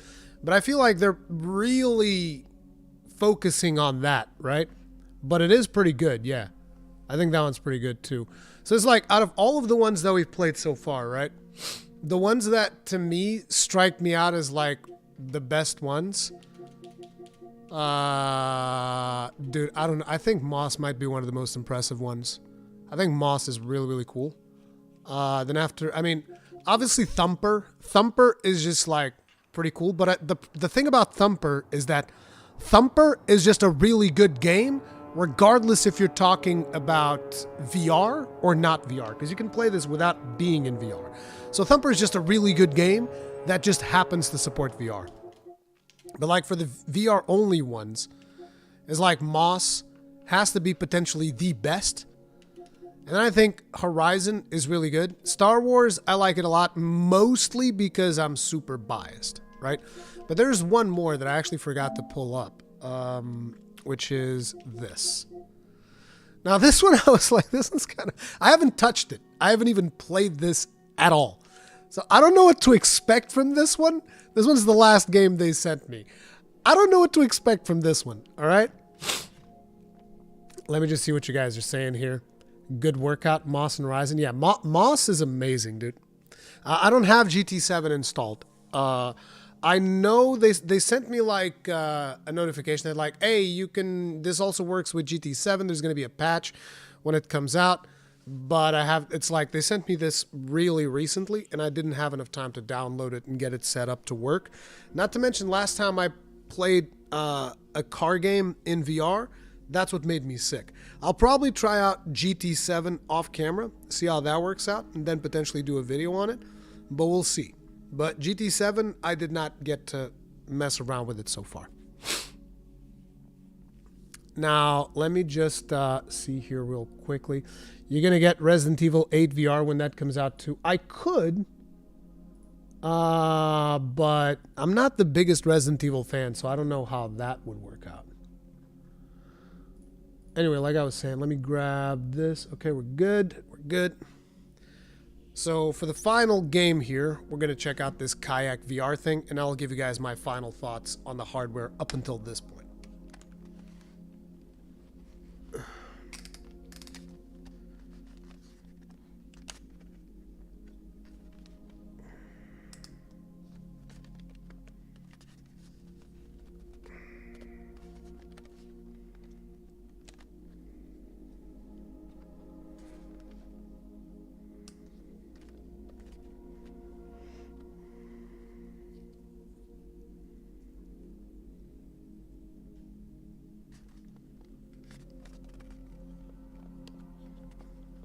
Damn it, I did it again. The little rubbery thing got stuck in my glasses, and glasses are a mess again. I was looking at it and I was like, damn, I did it again. Like I said, this is not going to be as big of a problem for a regular user, because you're not supposed to be constantly putting it back on, taking it off, putting it back on, taking it off. That's actually not the usual use case.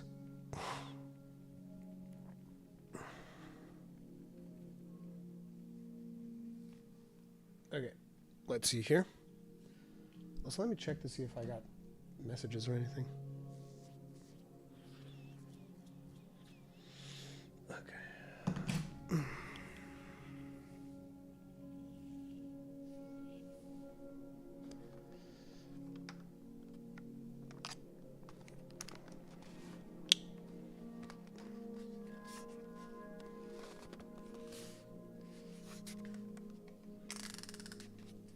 Right.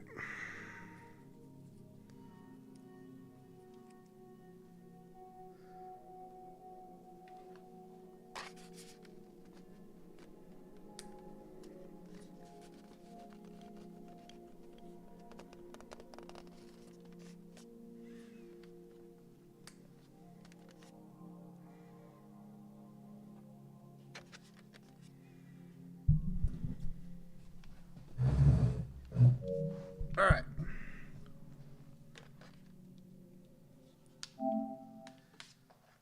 Explore Antarctica, Norway, Costa Rica, and Australia in VR's most realistic game. Most realistic game? Well, let me tell you right now, out of all of those places, if I get to pick, I'm going to Norway. Norway is like one of the coolest places on Earth, one of the most beautiful places on Earth.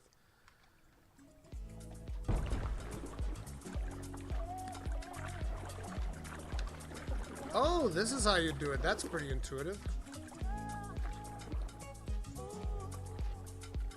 A little flamingo. Really? We're running low on battery? I mean, these are not like freshly charged, but Jesus Christ. We didn't play that long. I guess we played for 4 hours, I guess. Okay. You want to learn the basics of kayaking as well as some more advanced techniques? No, I'm good. How do I select? Really? Like this? Bjornoya, Norway. Papagayo, Costa Rica. No, we're going to Bjornorwa. Kings Canyon. Oh, there's actually not that many, huh? Oh my god, what's the shop? Kayak skins, paddle skins, hats. Well, that makes perfect sense. I mean, because of course, why wouldn't buying a hat make perfect sense? Inflatables. Okay. Oh, but this isn't like an actual shop. This is with in-game currency. Okay. I was like, bro, really? Like, I was already about to throw some shade. Race free roam tour. Free roam during day. if this is actually as realistic as they say, this should be beautiful. Because Norway is one of the most beautiful countries in the world. And it's not even close.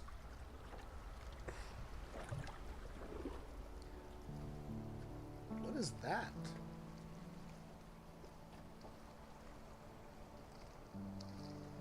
Is that a dead fish? No, it's just debris. That's debris. Okay.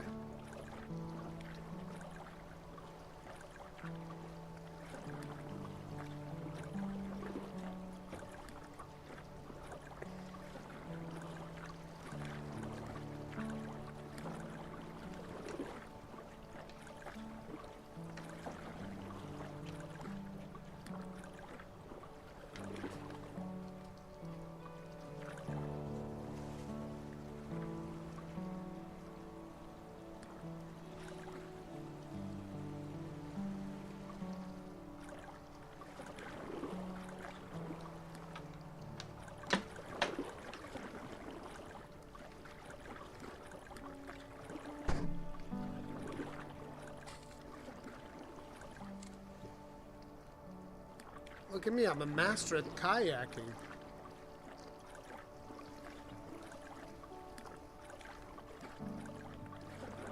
Is that a crabby boy down there?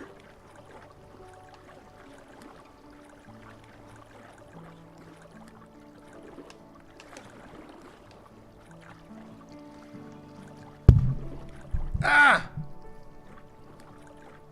Dude, these look like they're doing the crab rave. I can already hear the crab rave. They're going like dun dun dun dun dun dun dun dun dun dun dun dun dun dun dun dun dun. Look at the kayak. Whoa! Whoa! Whoa! Whoa!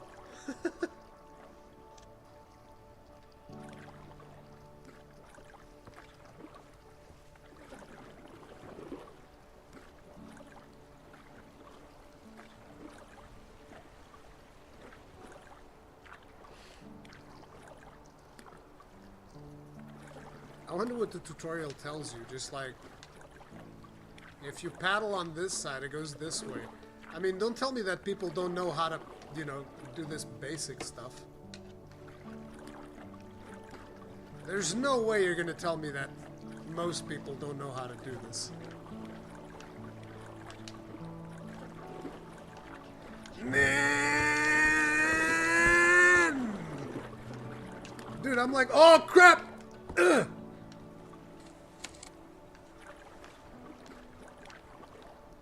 Hey guys, look at this. I'm a friggin' motorboat.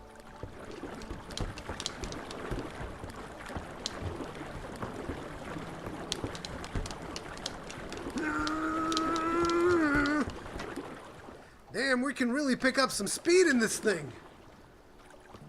Ugh. The problem was that I put this thing down a little bit too much, and that kind of like turned this towards the rock here.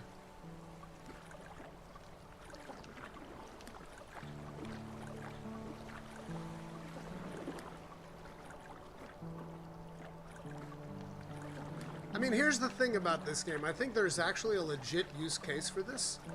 For someone who would never be able to do this in real life, whether that is because they can't afford it. Because, you know, then again, if you can't afford a trip to North... I mean, it depends on where you live, right? To do some kayaking. But, like, this gives you access to other places in the world. But I guess mostly for someone who could potentially have a disability that would prevent them from having this experience. This could be kind of cool. But, like, for someone like me, this is definitely not it. Like, I'm not super interested in, like, kayaking around. Because I'd rather do it for real. I'd rather just go to the place and actually do it.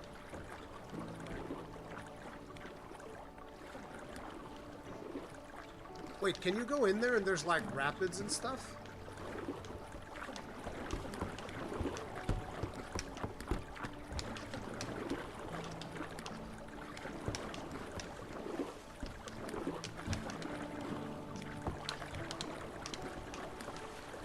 Like grab onto the straps otherwise. No, the other way. This way. Eesh.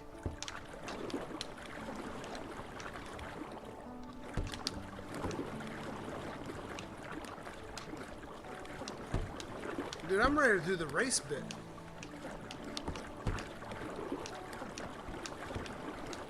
Oh, dude, we could go that way. Okay, let me grab these straps. Because, like, if I don't grab the straps, the noise is going to murder me. Where's the other strap? Here. Okay, grab the strap. Like this.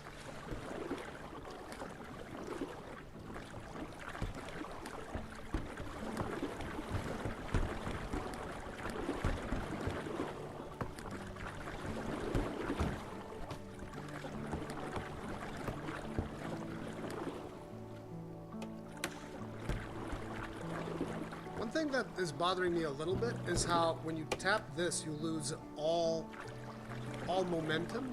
That doesn't feel very realistic. It's like, look at the momentum we have. The moment I touch this, you lose all of the forward momentum.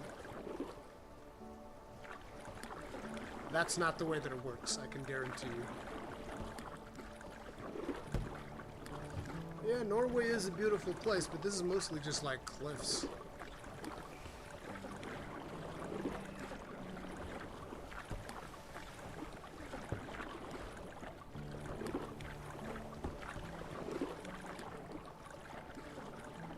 Okay, so let's see how the race mode would work.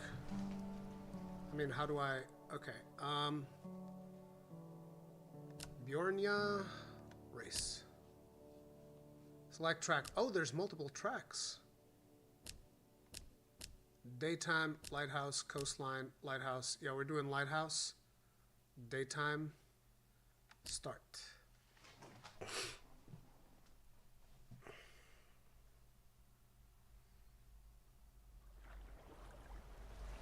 Oh, they straight up give you like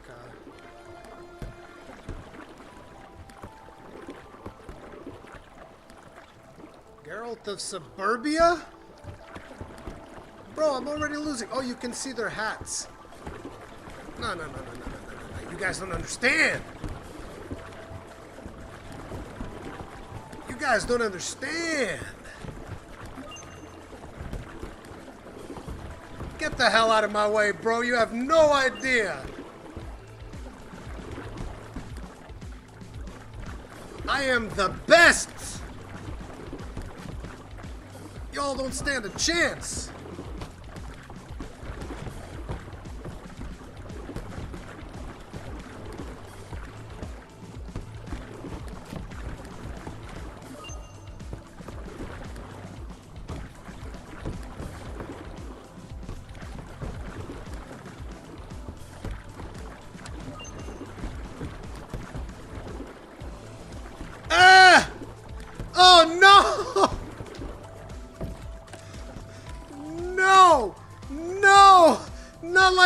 Geralt of Suburbia is winning. Never mind. Also, I'm tired. That is actually pretty fun, though. Wait, you can reset the kayak. Okay. Wait, let me restart. We'll try this one again. But I'm very tired, and I am beginning to feel a little bit of VR sickness. Mostly from just the time that we've been playing.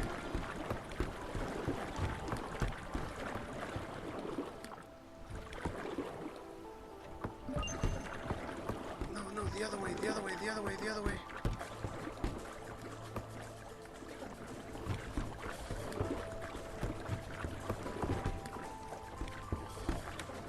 The crap, dude!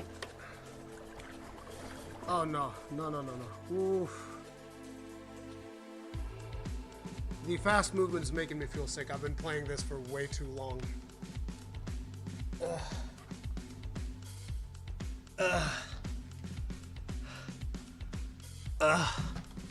Oh god, I don't feel good at all.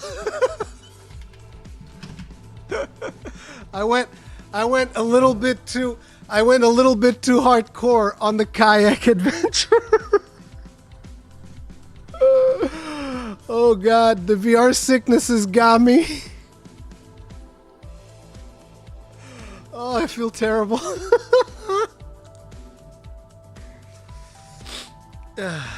Anyway, that's gonna be it for now because I actually can't do it anymore. Like it's been too much VR all in one go. But anyway, hopefully this helps you guys out with understanding what PSVR2 is all about. Like I said, this is at the end of the day a luxury item.